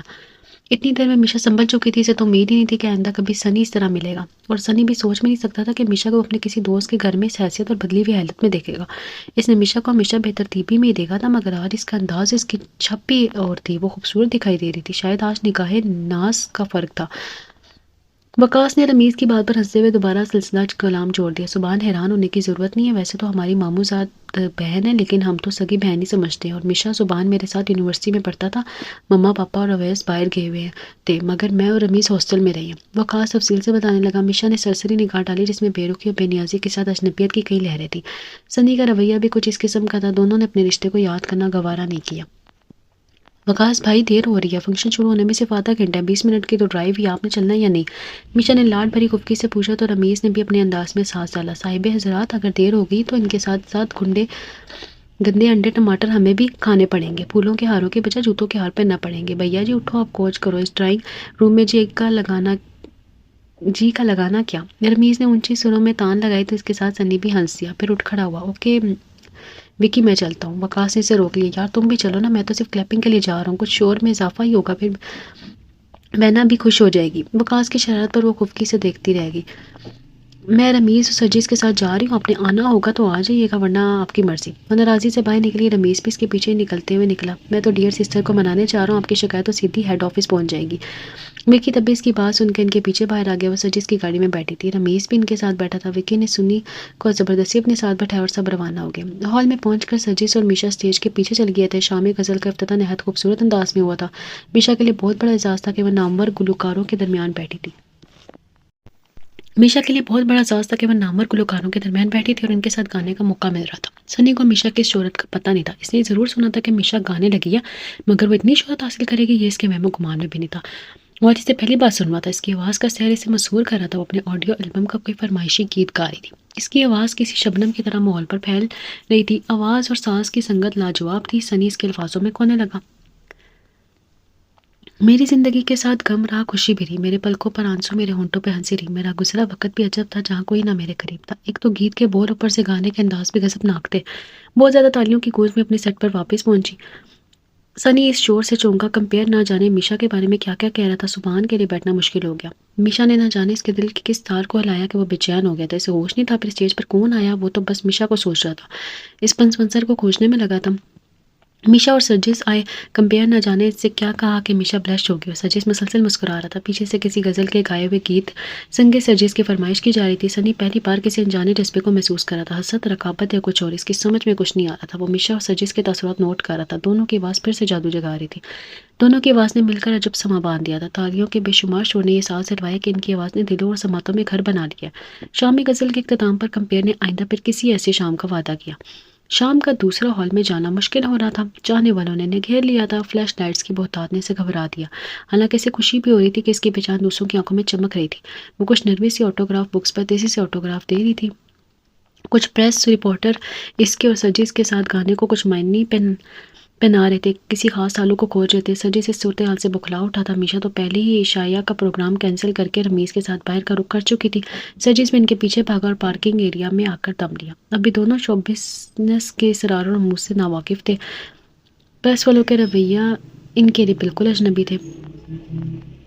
یار یہ پریس والے ہر بات میں جذبات کو کیوں ڈھونڈتے ہیں؟ اب میرے اور میشا کے ساتھ ساتھ گانے کو بھی وہ کسی جذباتی تعلق کا نام دینا چاہتے ہیں۔ نان سینس، آج سے پہلے بھی تو کئی پیئر سنگرز رہے ہیں، کیا ہم نے کوئی انوکھا کام کیا ہے؟ سرجس شدید غصے اور جھنجھلاہٹ میں اپلا تھا اور اسی اثر میں رمیز سے بھی مخاطب تھا۔ رمیز نے جواباً بے نیازی سے سارے خیال کیا، انسان اگر خود ٹھیک ہو تو نہ اسے کسی کے کچھ لکھنے یا کہنے سے کچھ فرق نہیں پڑتا، انہیں تو اپنی اخبارات کی سرکولیشن کے لیے اس قسم کی کہانیاں بنانا پڑتی ہے۔ تم کیوں مائنڈ کرتے ہو جب دل میں ہے ہی نہیں؟ اچھا آپ اندر تو بیٹھو نا، گھر چلتے ہیں۔ وقاص اور سنی شاید پہلے ہی نکل چکے تھے۔ وہ لوگ گھر آئے تو سنی کی گاڑی کھڑی تھی مگر وہ موجود نہیں تھا، شاید وقاص نے اسے اس کے گھر ڈراپ کر دیا تھا۔ اگلے روز کے اخبارات میں شامی غزل کے حوالے سے کئی خبریں لگی تھی۔ میشا اور سرجس کے بارے میں وہی کچھ لکھا تھا جو اس سے پوچھا جا رہا تھا۔ مستقبل میں دونوں کی رفاقت کی پیشن گوئیاں کی جا رہی تھیں۔ میشا نے خود کو اس قسم کی باتوں کے لیے تیار کر رکھا تھا، اس لیے اسے کوئی فرق نہیں پڑتا تھا۔ سنی کی گاڑی ان کے گھر میں کھڑی تھی۔ وقاص آفس جانے سے پہلے کہہ کر گیا تھا کہ سنی کے آنے پر وہ اسے اچھی طرح ٹریٹ کرے۔ پھپھا تو طبیعت خرابی کی وجہ سے کمرے سے باہر نہیں نکل رہی تھی۔ رمیز بھی کالج جاتے ہوئے تاکید کرنے آیا تو وہ چڑ گئی، وہ ویسے بھی سنی سے سامنا نہیں کرنا چاہتی تھی۔ یار کل تم نے مجھ سے جھگڑا کرنے میں بیچارے سبحان بھائی کو گھاس بھی نہیں ڈالی، اگر آ جائیں تو پلیز انہیں اچھی طرح ملنا، بھائی کے بہت اچھے دوست ہیں، کیا ضروری ہے میں انہیں ملوں؟ آئیں اور گاڑی لے کر جائیں، جب وقاص بھائی نہیں ہیں تو ان کے بیٹھنے کا کوئی جواز نہیں ہوگا۔ اس کی بیزاری پر رمیز نے حیرت سے دیکھا۔ یار تمیز کی بات ہے، وہ بھائی کے دوست ہیں۔ رمیز نے اسے بات سمجھانے کی کوشش کی۔ میرے پاس وقت نہیں ہے، اس نے تڑک کر کہا تو رمیز نے اس کا بغور جائزہ لیا۔ کیوں، کیا وجہ ہے؟ تم تو گھر پر ہی ہو نا؟ ہاں میں گھر پر ہی ہوں، مگر میرا دل نہیں چاہتا میں اس قسم کے مغرور لوگوں کے سامنے جاؤں، تو مجھے مجبور مت کرنا۔ رمیز نے اس کے اس طرح کہنے پر اپنا کوٹ سائڈ پر رکھا اور پھر اس کے مقابل بیٹھ گیا۔ میشا آئی تھنک تم مجھ سے کچھ چھپانے کے باوجود چھپا نہیں پا رہی ہو، آئی ایم رائٹ؟ وہ بغور اس کا جائزہ لیتے ہوئے بولا۔ جی نہیں، نہ ہی میں کچھ چھپا رہی ہوں، نہ ہی میں کچھ بتانا چاہتی ہوں۔ اس نے رمیز سے آنکھیں چڑھائی۔ ہوں اب تو مجھے پکا یقین ہو کہ ضرور ایسی کوئی بات ہے، تم سبحان بھائی سے صرف کل ہی ملی ہو، ملی بھی کہاں ہو؟ تم نے تو شاید ان کی ایک جھلک ہی دیکھی تھی اور تم انہیں مغرور لوگوں میں شمار کر رہی ہو، جبکہ وہ تو کافی اچھے اور فرینک سے بندے ہیں، ضرور دال میں کچھ کالا ہے، نہ تو کالا نہ سفید۔ تم جلدی سے کالج پہنچو، تمہیں دیر ہو رہی ہے۔ تو اس کی بات کاٹ کر بولے، تم سے پوچھے بنا اب میں ایک انچ بھی نہیں ہلنے والا، جلدی سے اگل دو ورنہ میں نہیں جاؤں گا۔ وہ اطمینان سے بیٹھتے ہوئے بولا، کہہ تو رہی ہوں کوئی بات نہیں ہے، تم جاؤ۔ اس کی باہر کی طرف دھکا دیتے ہوئے بولی، کوئی بات تو ہے، تم ہمارے سب دوستوں سے ملتی ہو، ان کے آنے پر تم خوش بھی ہوتی ہو، پھر سنی بھائی کے لیے کیوں؟ بھائی میں ان سے نہیں ملنا چاہتی، تم نہیں جانتی ہو، وہ میرے کزن ہے۔ وہ غصے میں مثل بات پر ٹھا بیٹھی۔ رمیز اس کی بات سنتے ہی ایک دم اچھل کر کھڑا ہو گیا، حیرانگی سے اسے دیکھنے لگا۔ واقعی وہ تمہارے کزن ہے؟ کیا غضب کے ایکٹر ہو تم دونوں، کل تو تم دونوں ذرا بھی سانس نہیں ہونے دی۔ دیا کہیں یہ وہ والے کزن تو نہیں ہے؟ رمیش نے اشتیاق کے عالم میں پوچھا تو میشا نے کھا جانے والی نظروں سے دیکھا. کون سے والے؟ او ہو یار، کھانے کو تو نہ دوڑو، میرا تو ویسے بھی اس وقت حیرت سے برا حال ہے. تم نے تو صبح صبح ہی نیوز ہی بم شیل سنا دی ہے. اچھا سنو، اب اور کسی کا نہ بتا دینا ورنہ. میشا نے اسے تنبیہ کی تو شرارت سے مسکرا دیا. ڈونٹ وری، کبھی نہیں. ویسے میں نے گیس لگایا ہے، یہ سبحان صاحب تمہارے وہی والے کزن ہوں گے، جن سے تمہاری بچپن میں منگنی ہوئی تھی. دوسرے لفظوں میں تمہارے ٹھیکرے کی منگ. یار آخر یہ ٹھیکرے کی منگ کیا ہوتی ہے؟ کیا منگنی رنگ کے بجائے مٹی کا ٹھیکرا پہن لیا جاتا ہے؟ وہ ابھی مذاق کرنے سے باز نہیں آ رہا تھا. زیادہ تنگ نہ کرو مجھے، اور یہ کوئی ضروری نہیں ہے کہ بچپن کے فیصلوں کو بڑے ہو کر بھی قبول کیا جائے. اس کے لہجے میں نمی تھی. جی بالکل ضروری نہیں ہے، اس کا مطلب یہ وہی ہے. ہمیشہ میں حیران ہوں اس وقت میری ممی کہاں تھی. ان کے دل میں ہمارے لیے کم سے کم میرے لیے ہی تو تم کو ریزرو کر لیتی، میں بھی کچھ انجوائے کر لیتا. رمیز کے انداز میں بھرپور شرارتی. بکواس مت کرو، چلو جاؤ یہاں سے. وہ بگڑ کر بولی.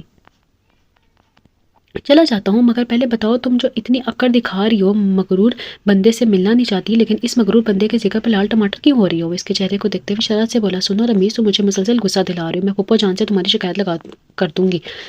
ضرور کرو. میں بھی کہوں گا لڑکی کو رخصت کرنے کا انتظام کریں. آج کل اسے غصہ بہت آ رہا ہے، کہیں سے غصے میں کسی کا سر نہ پھوڑ دے. اور ویسے بھی ان کے منگیتر صاحب یہاں آتے رہتے ہیں، اگر ان پر وار کر دیں تو 302 کا مقدمہ بن جائے گا. خواہ ہم سب پھنس جائیں گے. رمیز کی مسلسل چھڑکانی سے اس کے احساسات مضطرب ہو گئے. وہ بری طرح رو دی. یہ کہ ابھی تو رخصت نہیں کرتے، پہلے تو دھوم دھام دھڑکا ہوگا، ڈھولک بجے گی، گیت گائے جائیں گے، میں خود لگاؤں گا. کیا ہوا جو میری آواز بھونڈی ہے؟ پھر بھی میں اپنی بہنا کے لیے تو ضرور گاؤں گا. رمیز نے میز بجاتے ہوئے نہ جانے کس زمانے کا گانا بڑے دلسوز انداز میں گایا تو عشا نے بچوں کی طرح حسین سے اسے ناک پہنچی. پھر غصے سے اس کی طرف جملہ اچھالا. میں تم سب پر بوجھ بن گئی ہوں؟ ہاں اوکے، میں پھر ہاسٹل میں شفٹ ہو جاؤں گی. یونیورسٹی میں مجھے ایڈمیشن تو لینا ہی ہے، عرصہ پہلے ہی. پھر کبھی تم لوگوں کو اپنی شکل نہیں دکھاؤں گی. وہ تو ہر لڑکی سے سسرال جا کے اپنے بہن بھائیوں والدین کی شکل دکھانا بھول جاتی ہے. تم کون سا انوکھا کام کرو گی؟ رمیز نے اسے ستانے کے موڈ میں تھا. گیٹ آؤٹ فرام مائی روم.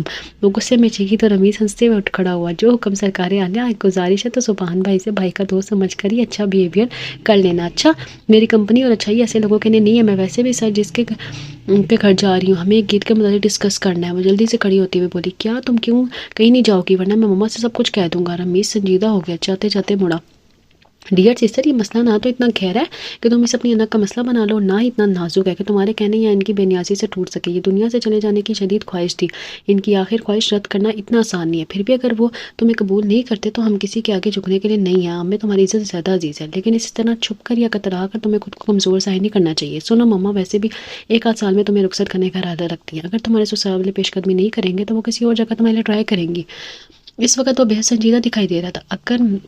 لیکن میں ان لوگوں کے بارے میں سوچنا بھی نہیں چاہتی. تم نہیں جانتے رمیز سنی بھائی میرے ساتھ کس طرح کا سلوک کرتے تھے، جیسے میری کوئی حیثیت نہ ہو. وہ سمجھتے تھے میں زبردستی ان پر مسلط ہوں. اس میں میرا کیا قصور ہے؟ یہ تو ماموں جان ممی کو سوچنا چاہیے تھا. انہوں نے بلا سمجھے فیصلہ کیا. میں تو نہیں کہا تھا کہ وہ آذر بھائی اس کے ارادے تو اچھے نہیں تھے. شاید اس لیے آنٹی افسا مجھے ایک نظر دیکھنا بھی پسند نہیں کرتی تھی. میرا وہاں دم گھٹتا تھا، پھر بھی میں وہاں رہنے پر مجبور تھی. اس کی آنکھوں میں بیتے دنوں کے کئی دکھ آنسوں کے ساتھ سورج جھلملائے گئے. رمیز نے دل میں اس کا درد محسوس کیا مگر ظاہر نہیں کیا. جانتا تھا اسے احساس دلایا تو وہ رونا پیٹنا شروع کر دے گی اور اسے سنبھالنا مشکل ہو جائے گا. دیکھو اچھا ہوا تم نے مجھے بتایا. اگر مما جان کا ایسا کوئی ارادہ ہوا، میرا مطلب ہے کبھی ان کی پیش رفت ہوئی تو میں مما کو بتا دوں گا. تمہارے ساتھ زبردستی تھوڑی کریں گے. رمیز کو ذرا سی ہمدردی پر وہ آنسو پی کر معصومیت سے ہنس دی. میرا کالج جانا تو ہو ہی گیا ہے، تم اٹھو تیاری پکڑو، میں سر جی سے مل لوں گا. ویسے بھی کل کے شو کے حوالے سے ڈسکشن کرنی ہے، پھر تمہیں واپسی پر آئس کریم بھی کھلاؤں گا. آخر رمیز نے اسے خوش کرنے کے لیے مسکا لگایا. وہ بھی جلدی سے اٹھ کر باتھ روم میں چلی گئی. منہ پر پانی کے چھینٹے مار کر بالوں میں برش کیا، ساتھ اپنے اولیا کی درستگی کی. وہ سیاہ ٹراؤزر اور کالی کرتی میں ملبوس تھی. کرتی پر سیاہ دھاگے سے خوبصورت کڑھائی تھی. مطمئن ہو کر وہ باہر آئی اور پھر اپنے جوگرز پہنتے ہوئے اجلت میں گلے میں سیاہ گلابی رنگوں کے امتزاج سے بنا لانگ اسکارف ڈالا. رمیز مسلسل اپنی بائک کا ہارن دے رہا تھا. ابھی وہ رمیز کے پیچھے بائک پر بیٹھی تھی کہ سامنے سے آتے سبحان کو دیکھ کر اس کا منہ بن گیا. تو آگے پراؤڈ مین، اب نیچے اترو پلیز. رمیز سے سرگوشی میں ذرا سی گردن گھما کر کہا، پھر بائک بند کر دی. عشا کو ناچار اترنا پڑا. رمیز نے زبردستی سبحان کو اندر کھینچا تو پھر ذرا رک کر پیچھے آتی عشا کو مخاطب کیا. عشا سسٹر اس وقت پلیز چائے تم بنانا، جمیلہ سے نہ کہنا کبھی اس نے اچھی چائے نہیں بنائی. وہ بالکل خاموشی سے ان سے بھی پہلے آگے ہو کر اندر بڑھ گئی. سنی سبحان رمیز کی بے تکلفی پر کچھ حیران سا تھا۔ رمیز اور وہ آپس میں باتیں کرتے رہے، ایک دو بار اس نے میشا کا ذکر بے ساختگی کے ساتھ کیا بھی، مگر زبان کے چہرے پر کوئی تاثر نہیں ابھرا۔ عشاء نے بے نیازی کے ساتھ چائے سرو کی تھی۔ رمیز دل ہی دل میں دونوں کی ایکٹنگ کو سراہ رہا تھا۔ دونوں ہی زبردست پرفارمر ہیں، انہیں تو بالی ووڈ میں ہونا چاہیے۔ رمیز نے عشاء کو نظروں میں چھیڑنے کی کوشش کی، مگر وہ معذرت کر کے سنجیدگی سے پلٹ گئی۔ سنی نے کسی بھی چیز کو ہاتھ نہیں لگایا، صرف چائے پی کر جانے کے لیے اٹھ کھڑا ہوا۔ اوکے، اب میں چلتا ہوں۔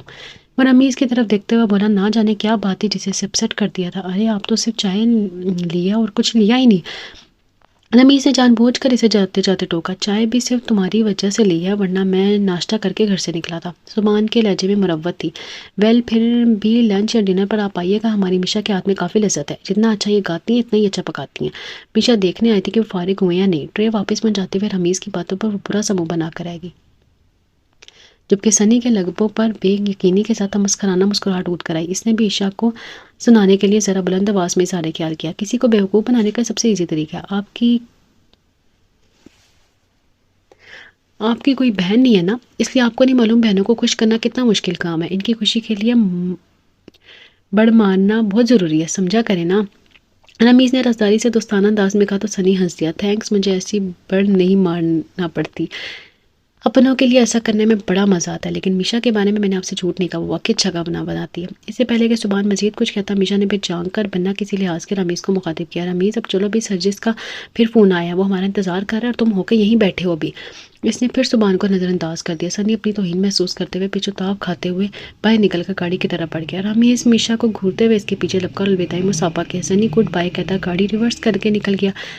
ایف ایم ریڈیو اسٹیشن پر وہ سرجس انٹرویو دے کر آ رہے تھے۔ واپسی پر سرجس کی گاڑی کا ٹائر پنچر ہو گیا، اس کے پاس گاڑی میں اسٹیپنی بھی نہیں تھی۔ دور تک بھی میکینک کے لیے کوئی دکان نظر نہیں آ رہی تھی۔ رات کا پہلا پہر چل رہا تھا، قریب کہیں سرجس کو کوئی ذریعہ نظر نہیں آ رہا تھا۔ میشا کے ساتھ ہونے کی وجہ سے سرجس نے فیصلہ کیا تھا کہ وہ کسی لوکل ٹرانسپورٹ میں میشا کو پہلے گھر چھوڑ کر پھر گاڑی کچھ کرے گا، مگر وہاں دور دور تک کسی رکشہ یا ٹیکسی کا گزر نہیں تھا اور ذاتی کنوینس والے بھی اکا دکا ہی گزر رہے تھے۔ سرجس نے آخر اپنی گاڑی کو لاک کیا اور سڑک کی طرف پیدل ہی چل پڑا، اس کے علاوہ اس کے پاس کوئی چارہ نہیں تھا۔ سرجس رمیز کے بارے میں سوچ کر مسکراتی، وہ ہمیشہ اس کی گاڑی کو دغا باز حسینہ کہا کرتا تھا۔ تھینک گاڈ رمیز یہاں نہیں ہے، ورنہ اس نے میرا جینا مال کر دینا تھا۔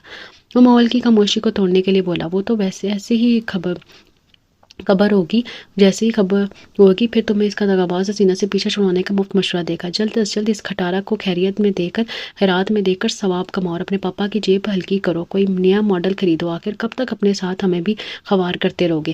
عشاء نے کہکا لگا کر بڑے مزے سے کہا، مائی ڈیئر فرینڈ، اسے کھٹارہ کہہ کر تم میری کار کی توہین کر رہی ہو، یہ اچھی بات نہیں ہے۔ سرجس نے مصنوعی خفگی سے کہا تو عشاء پھر بے ساختہ ہنسی۔ میں ہی کیا، سب بھی کہتے ہیں ہمیشہ بیچ راہ میں نخرے دکھانا شروع کر دیتی، اور پھر میں تمہیں رمیز کے خیالات بتا رہی ہوں اور جو وہ مستقبل قریب میں تمہاری کار کی شان میں قصیدے کے صورت میں بیان کرے گا۔ کچھ فاصلے تو اس قسم کی باتوں میں کٹ گیا۔ آخر عشاء نے فٹ پاتھ پر دھم سے بیٹھ کر کہا، بس جی اب میری ہیل مجھے مزید چلنے نہیں دے گی۔ مجبوراً سرجس کو بھی رکنا پڑا، پھر قطرے جھنجھلا کر بولا، ایک تو تم لڑکیوں کو ہیل پہننے کا خپ نہ جانے کیوں سوار رہتا ہے، اچھا بھلا 5.5 فٹ قد رکھتے ہوئے بھی 3-4 انچ کی ہیل پہننے کی کیا تک بنتی ہے، جس سے چند قدم چلا بھی نہ جاتا۔ آخر تم لوگوں کے شانہ بشانہ جو چلنا ہوتا ہے، پھر میرے تو تینوں بھائی اتنے لمبے ہیں کہ کبھی کبھی میں ان کے آگے خود کو بونی محسوس کرتی ہوں۔ وہ اسے نئی اطلاع فراہم کر رہی تھی۔ کافی دیر ٹیکسی اور رکشے کا انتظار کرنے کے بعد عشاء بولی، سرجیز ایسا کرتے ہیں کسی سے لفٹ لینے کی ٹرائی کرتے ہیں، کسی لوکل سواری کا ادھر ملنا ناممکن ہے، ہمیں تو ضرور کوئی لفٹ دے گا۔ جانتی نہیں ہو لفٹ لینے والے کو کیسے کیسے خبردار کیا جاتا ہے، لفٹ لینے والے کیسی کیسی وارداتیں کر جاتے ہیں، پھر لفٹ دینے والے کا بھی کوئی اعتبار نہیں۔ میرے ساتھ ایک جوان جہان شہرت یافتہ حسین و جمیل لڑکی دے کر کسی کی نیت خراب ہوگی تو میں اکیلا بیچارہ غریب کیا کروں گا؟ میرے پاس تو تمہیں بچانے کے لیے اتنی پاور بھی نہیں ہے کہ کسی ہیرو کی طرح تمہارے کندھے پہ لاد کر بھاگ سکوں۔ اپنا خیال اپنے پاس رکھو۔ سرجیز نے اس کے مشورے پر چڑھ کر اس کا مذاق اڑانے کی کوشش کی، مگر عشاء پرواہی سے 2 قدم آگے بڑھ گئی۔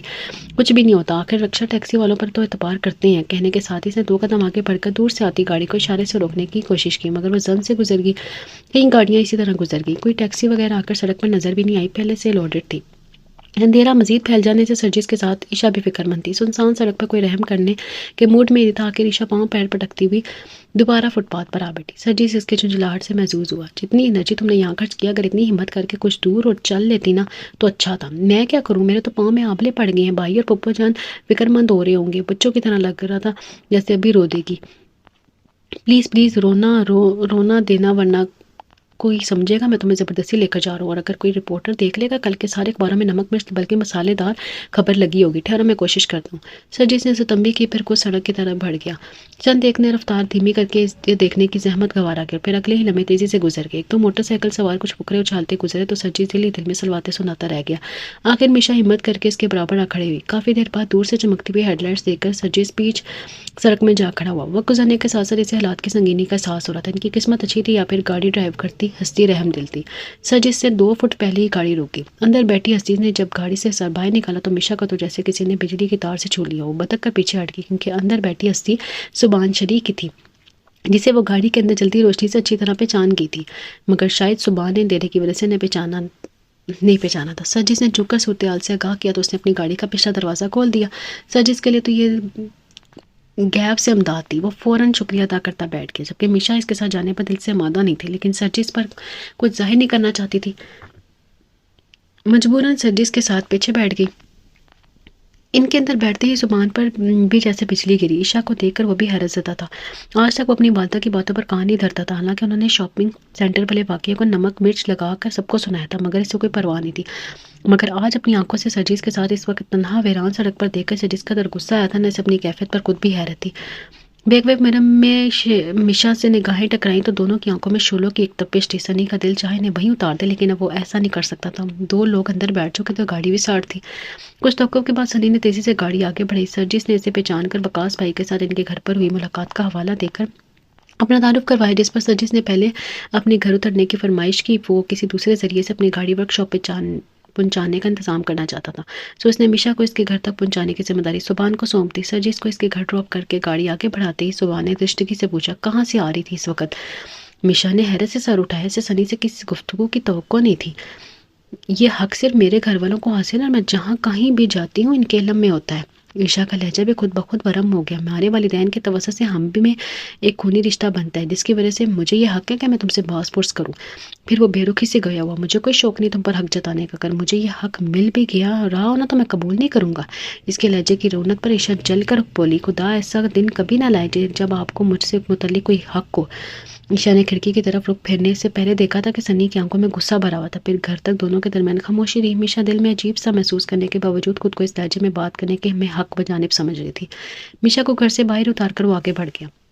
تب میشا نے بھی اسے نہ اندر آنے کے لیے کہا اور نہ ہی رسمی طور پر شکریہ ادا کرنے کی کوشش کی۔ وہ اندر آئی تو صرف پپو ہی تھی جو دیر ہو جانے پر فکر مند تھی۔ اس نے تمام صورتحال سے نگاہ کیا، صرف زبان کا ذکر نہیں کیا۔ رامیز کی غیر موجودگی پر شکر ادا کرتی وہ اپنے کمرے ڈنر کے بعد وہ رامیز لان میں ٹہلنے نکلے تو رامیز نے اس کے انٹرویو کے بارے میں پوچھا کہ کیسا ہوا۔ رامیز کے پوچھنے پر اسے شام کی ساری روتات سناتے ہوئے بے دھیانی میں سبحان کے لیے دینے کا تذکرہ بھی کر دیا۔ رامیز تو ایک دم اچھل کر کھڑا ہو گیا، پھر بے چینی سے استفسار کیا، تم سبحان بھائی کے ساتھ آئی تھی، انہوں نے تمہیں صحیح سلامت چھوڑ دیا؟ اس کی طرف دیکھتے ہوئے بولا، کیا مطلب ہے؟ اس کے لہجے میں حیرت تھی۔ بقول تمہارے وہ کافی خونخوار واقعہ ہوئی، اس لیے مجھے حیرت ہے کہ کوشش اور ارادے تو ان کے مجھے ایسے ہی لگ رہے تھے، مگر میں نے بھی ایسا منہ توڑ جواب دیا تھا کہ اپنا سا منہ لے کر رہ گئے تھے، سمجھ رہے تھے میں بھی ان سے ڈر جاؤں گی، مجھ سے جواب طلبی فرما رہے تھے، وہ مجھ پر ہی حق ہی کیا رکھتے ہیں؟ اس قسم کی باز پرس کی میشا کا موڈ آف ہو گیا۔ رامیز نے اس کی بات سنی پھر سنجیدگی سے بولا، نہیں ڈیئر سسٹر، تم خود بتاتی ہو سبحان بھائی کا لہجہ شروع ہی سے تمہارے ساتھ ایسا رہا ہے، اکڑ اور بے لحاظ، یعنی اس وقت بھی جب وہ سنگ دلی میں ایک غلط انسان سے بچا لائے تھے، پھر تم اب کوئی کیوں مائنڈ کرتی ہو؟ مجھے اس وقت اتنا برا اس لیے نہیں لگتا تھا کہ ان سے میرا کزن کے علاوہ ایک اور بھی رشتہ تھا جس کی روح میں وہ مجھے ڈانٹنے کا حق رکھتے تھے، مگر انہوں نے خود اس تعلق کو توڑنے کا اعلان کیا تھا، میری بے عزتی کی تھی۔ اب انہیں کوئی حق نہیں پہنچتا کہ وہ اس قسم کے لہجے میں بات کریں یا مجھ پر کوئی حق جتائیں۔ میشا کی صاف گوئی پر رامیز کے لبوں پر شریر سے مسکراہٹ آ گئی، اگر وہ اپنے حقوق بحال کرنا چاہیں تو تمہارا رد عمل کیا ہوگا؟ پلیز رامیز مجھ سے اس ٹاپک پر بات نہ کرو، اب سبحان شریک کے مدی نزدیک کوئی اہمیت نہیں ہے، بات تو دل کی اہمیت کی ہے، کیا تمہارے دل میں بھی اس کی کوئی اہمیت نہیں ہے؟ رامیز نے براہ راست اس کی آنکھوں میں جھانکتے ہوئے پوچھا تو اسے نگاہیں چرائیں، پھر بات بدلتے ہوئے بولی، آج تو میں چل چل کر تھک گئی ہوں، تم جا کر اسٹڈی کرو، میں تو اب سوؤں گی، صبح ملاقات ہوگی۔ اس نے رامیز کی گھرتی ہوئی آنکھوں میں جواب میں مسکراہٹ بکھری تو وہ بھی اس کے کترانے پر ہنس دیا۔ اوکے فرینڈ، تمہیں بعد میں سمجھوں گا، گڈ نائٹ۔ کیا سمجھو گے؟ تمہارا مطلب کیا ہے؟ وہ رک کر چلائی، وقت آنے پر بتاؤں گا، ابھی تو تم مانو گی نہیں، ویسے ایک بمباسٹک نیوز ہے تمہارے لیے، لیکن تمہیں تو نیند آ رہی ہے، چلو پھر کبھی سی۔ رامیز اس کے غصے کو تجسس میں بدلتے دیکھ کر محظوظ ہو رہا تھا۔ کیا نیوز ہے؟ جلدی سے بتاؤ، کیا اویس بھائی نے کوئی لڑکی پسند کر لی ہے؟ میشا اس کے لہجے سے بہک گئی تھی، اس لیے اشتیاق سے پوچھ بیٹھی تھی، اس بمباسٹک نیوز کی بلاسٹنگ میں تم ہی ملوث ہو، کہو تو بتا دوں۔ रामेश ने इसे डराने की कोशिश की तो वैसे बाजू से पकड़कर पोरज की सीढ़ियों पर बैठ गई। मुझे तुम्हारे गुस्से से डर लगता है, इसलिए जरा दूर होकर बैठता हूँ। और देखो तुम नाराज मत हो जाना वरना। रामेश ने जरा दूर हटते हुए इसके तजस्सुस को मजीद हवा दी। इसने खबर सुनने के चक्कर में नाराज ना होने का वादा कर लिया। रामेश तुम बताओ तो सही, प्रॉमिस यू मैं नाराज नहीं होंगी। देखो ये जिम्मेदारी मम्मा ने मेरे सर लगाई और मुझे तुम्हारे रवैये से डर लगता है, इसलिए मीशा इसकी एक्टिंग पर चिढ़ गई। बताना है तो बताओ वरना मैं जा रही हूँ। वो जान गई कि धमकी के बगैर काम नहीं चलेगा। 1 मिनट। रामेश ने इसे पकड़कर बैठाया। से खुद भी बर्दाश्त नहीं हो रहा था कि इसे बात छुपाई जाए। सुनो, मम्मा जान ने मुझे ख़ास हिदायत के साथ ये जिम्मेदारी सौंपी थी कि मैं तुम्हें बता दूं कि कल तुम्हारे दीदार को कुछ अहम शख्सियात कदम गंजा फरमा रही हैं, इसलिए ज़रा ढंग से घर में रहना, बिल्कुल खालिस मशरकी लड़कियों की तरह, अंडरस्टैंड। रामीज़ की आंखों में मचलती शरारतों के बावजूद इस पर हैरतों के पहाड़ टूट पड़े। रामीज़ से तुम क्या कह रही हो?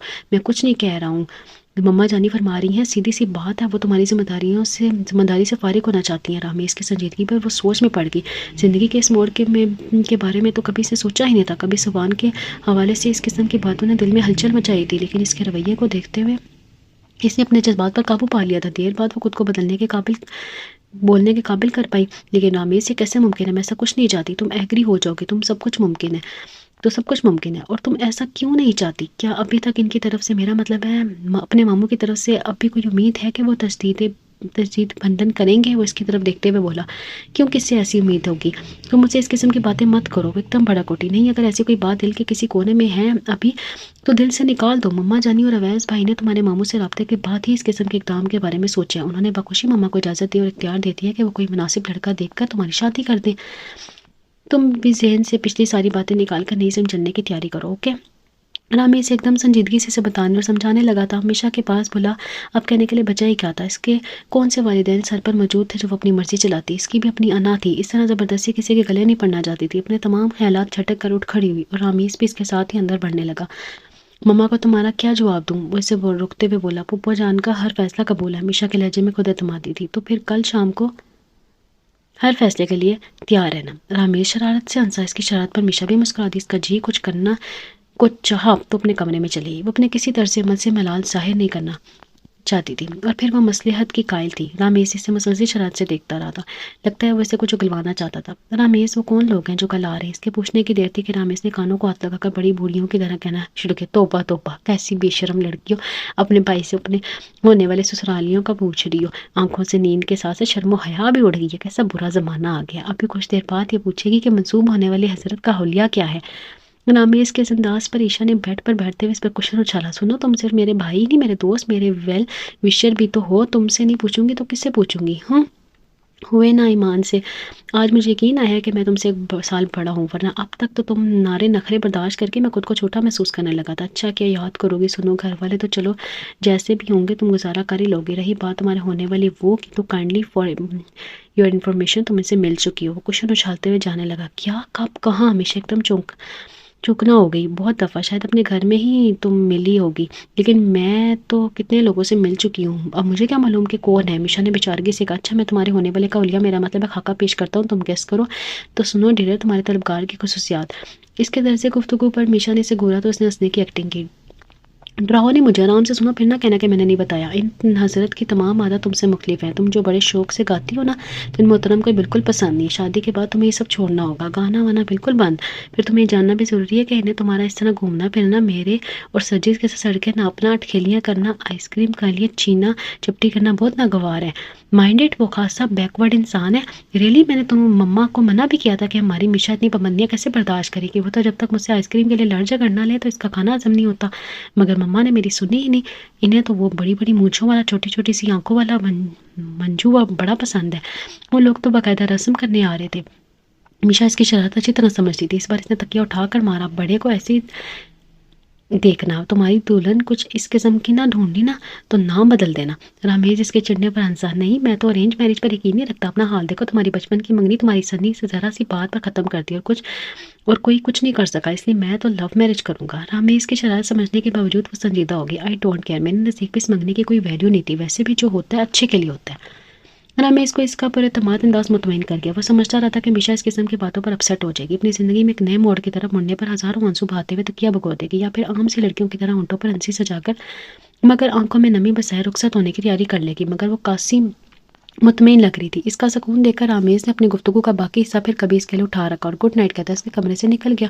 مگر میشا اس کے کمرے سے نکلتے ہی وہی عام لڑکی بن گئی، اپنے ماں کے فیصلے کو دل سے جان سے ماننے والی، اس کے باندھے بدن کو دل ہی دل میں سرانے والی، اپنے دل میں بسے پہلے نام کو حرف آخر اور انمٹ نقش سمجھنے والی لڑکی، تمام نفرتوں کو سہ کر محبتوں کو جاننے والی لڑکی، مگر پھر اپنی بے بسی کا احساس ہوتے ہی پھر سے اپنی انا میں مقید مضبوط لڑکی بن گئی۔ اس نے اپنے بہتے آنسوں کو بڑی بے دردی سے کزن سے پوچھا اور اپنی زندگی میں آنے والے شخص کے ساتھ سمجھوتوں کا سوچ کر سونے کی کوشش کرنے لگی۔ اگلی شام اسے دیکھنے کے لیے وہ خاص ہستیاں ان کے ڈرائنگ روم میں موجود تھی۔ میشا نے بہت ہی سادہ لباس کا انتخاب کیا تھا۔ رامیز اسے بلانے آیا تو اس کی تیاری دیکھ کر پہلے تو ٹھٹکا پھر بگڑ اٹھا۔ وہ جارجٹ کے سفید سوٹ اور سادہ چہرے اور سفید سیدھی چوٹی کے ساتھ باہر جانے کے لیے تیار تھی۔ یہ کیا حلیہ ہے تمہارا؟ تمہیں لوگ پسند کرنے آئے ہیں، تمہارے کسی پروگرام کا ڈسکس کرنے نہیں آئی؟ چہرہ دیکھا ہے اپنا؟ بالکل ٹھیک حلیہ ہے میرا، میں ایسے ہی جاؤں گی، اپنے چہرے پر کوئی ماسک نہیں چڑھاؤں گی، وہ میرے اسی حلیے میں پسند کریں گے تو ٹھیک ہے، ورنہ کوئی زبردستی نہیں ہے۔ یہ بھی سن لو کہ میں کوئی چائے وائے کی کسی ملازمہ کی طرح نہیں جاؤں گی لے کر، وہ چیختے ہوئے بولی۔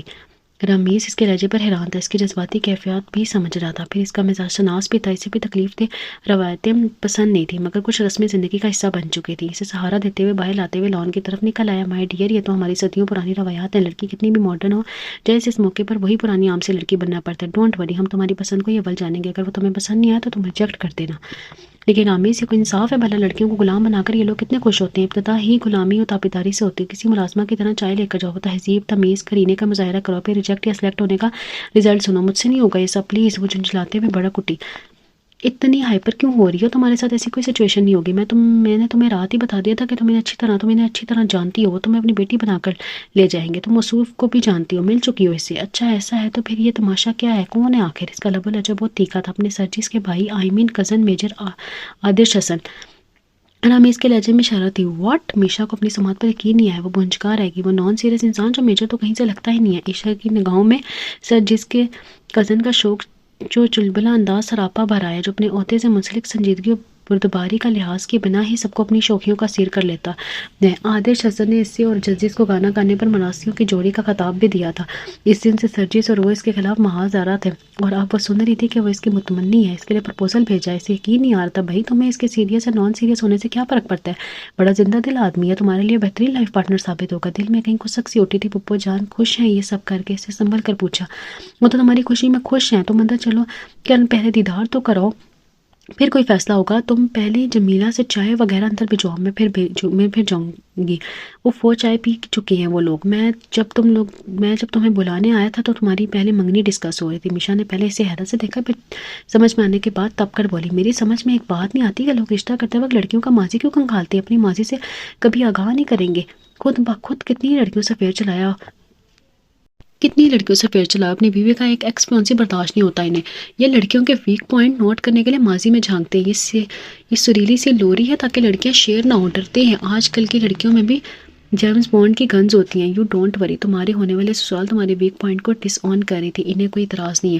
وہ ڈس آن سسرال قسم کی مخلوق کے پاس ڈس آن ورڈ کی کمی ہوتی ہے اور انا کی بہتات، دوسرے لفظوں میں یہ موقع سے کھیلنے کے عادی ہوتی ہیں۔ لڑکی بیچاری سے ذرا سی چوک ہوئی نہیں کہ زمانے بھر کی خامیاں اس میں بھر دی جاتی ہیں۔ میشا کا جلا کٹا لہجہ اس کے اندر کی تپش کو کر رہا تھا۔ رامیز کچھ کہنا ہی چاہتا تھا کہ خوشبو کے تیز جھونکے نے دونوں کو جھنکا دیا۔ سنی سبحان بڑی تیزی سے ان کی طرف آ رہا تھا۔ لائٹ براؤن سوٹ میں اس کی مردانہ وجاہت ہمیشہ کی طرح کھلی پڑی تھی۔ وہ فوراً سے دیکھ کر اندر بڑھنے کی بجائے ان کی طرف آ گیا تو آتے ہی وقاص کے بارے میں پوچھا۔ وکی کہاں ہے؟ مجھے سے ضروری کام ہے۔ وہ خاطب تو رامیز سے تھا مگر بھرم نگاہیں عائشہ پر مرکوز تھی۔ وقاص بھائی تو انڈر ڈرائنگ روم میں ہے، چھوٹی میشا کے رشتہ کے لیے کچھ گیسٹ آئے ہوئے ہیں، اس لیے وہ بھی وہیں ہیں۔ آپ آئیں، بیٹھیں، میں نے بلاتا ہوں۔ رامیز نے ٹھہرے ہوئے انداز میں ان چیئرز کی طرف اشارہ کرتے ہوئے اسے اطلاع فراہم کی تو وہ مزید خفا ہو گیا۔ What do you mean? اب تو یہ کیسے ہو سکتا ہے؟ میں نے ایسی کوئی پرمیشن نہیں دی تھی اسے، اس کا بے ربط لہجہ رامیز کو بہت کچھ سمجھا رہا تھا مگر وہ انجان بنا کھڑا رہا۔ میشا تمہیں ابھی میرے ساتھ چلنا ہے، میں تم سے کچھ باتیں کرنا چاہتا ہوں۔ دونوں ہی سنی کے برہم انداز پر ششدر تھے۔ میشا کو تو یقین ہی نہیں آ رہا تھا کہ لفظ سنی کی زبان سے ادا ہوئے ہیں۔ وہ خود میں ایک لفظ بولنے کی سخت بھی نہیں پا رہی تھی۔ یہ آپ کے ساتھ کیوں جائے گی؟ اندر جو گیسٹ بیٹھے ہیں وہ اس کے ہونے والے سسرال ہیں جو صرف اسے دیکھنے اور ملنے آئے ہیں۔ آپ اسے کہاں لے جانا چاہتے ہیں اور کس رشتے کے تحت؟ رامیز نے سنجیدگی سے کہتے ہوئے میشا کو اندر جانے کا اشارہ کیا مگر اسے ایک قدم اٹھانا بھی دوبر ہو رہا تھا۔ سنی اس کی وضاحت اور انکار سنتے ہی بھڑک اٹھا۔ بھائی فٹ میں نے وکی کو صبح فون کر دیا تھا کہ میشا سے میری بچپن میں منگنی ہوئی تھی، میں برداشت نہیں کروں گا کہ میری ملکیت پر کوئی غلط نگاہ بھی ڈالے، پھر یہ تماشا کیا ہے۔ وہ غصے میں آؤٹ آف کنٹرول ہو گیا اور میشا اس کے انکشاف پر حیران ہو رہی تھی، دل میں سوچے صبح جاگ رہے تھے۔ آپ اس رشتے سے بہت پہلے دستبردار ہو چکے ہیں، ہم نے آپ کے والدین سے اجازت لے کر یہ قدم اٹھایا ہے۔ رامیز کا تو آج انداز سے بدلا ہوا تھا، میں نے ایسا کوئی اعلان نہیں کیا تھا۔ سنی صاف مکر گیا، نہ ہی میرے والدین نے مجھ سے مشورہ کر کے اجازت دی ہے۔ وقت سے پہلے بہت پہلے جو باتیں ہوئی تھیں مجھے ان پر غصہ ضرور تھا، مگر ان کا مقصد ہرگز یہ نہیں تھا کہ آپ سب کا جہاں جی چاہے قسمتوں کے فیصلے کرنے بیٹھ جائیں۔ زندگی کوئی کھیل یا مذاق نہیں ہے، جب جی چاہ کھیل لیا اور جب دل میں آیا چھوڑ دیا۔ کمر خم کیے کھڑی میشا کا جائزہ لیا، اس کے لہجے میں لچک آ گئی۔ بہت سوچ بچار کے بعد میں اس نتیجے پر پہنچا ہوں کہ مجھے اپنی پپو اور پاپا کے فیصلے اور خواہش کا احترام کرنا چاہیے۔ مجھے یقین ہے میشا بھی میری اس بات سے متفق ہوگی۔ میشا کے تمام آواز جاگ اٹھے۔ رامیز نے اسے ٹوکا، تم بھی تو کچھ بولو یا اپنی رائے محفوظ رکھو گی۔ اس کے اندر بھی لفظوں کا طوفان ٹھاٹے مارا تھا، احساسات پر جمی برف تیزی سے پگھل رہی تھی۔ اس نے پلکیں اٹھا کر سبحان شریف کو دیکھا، بالکل ہی بدلا ہوا تھا۔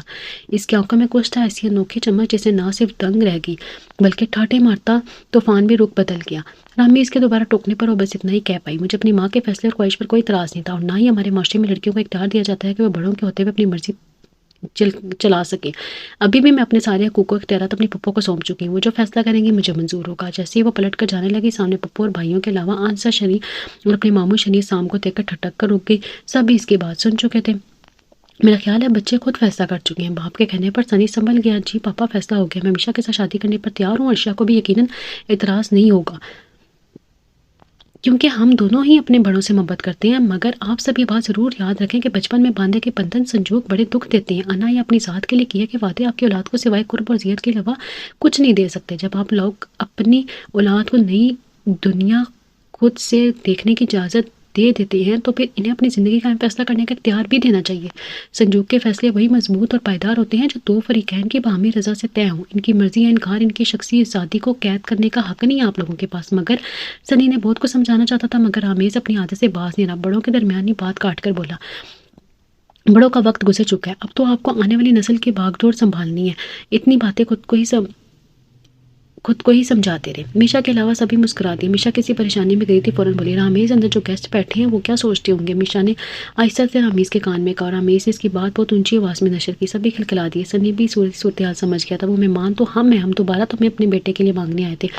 ہم جانتے تھے سنی ضرور اعتراف کرنے آئے گا، ہم یہی دیکھنا چاہتے تھے۔ آنسا شریف کا نرم گداز محبت والا لہجہ اس کے اندر ہلچل مچانے لگا۔ وہ پہلے بھی اس کے خلاف نہ تھیں، بس وقتی طور پر اپنی نند کی باتوں میں آئی تھیں۔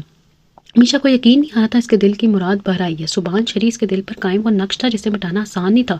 آنسا شریف نے بڑھ کر اسے گلے لگایا، وہ بے تحاشا رو دی۔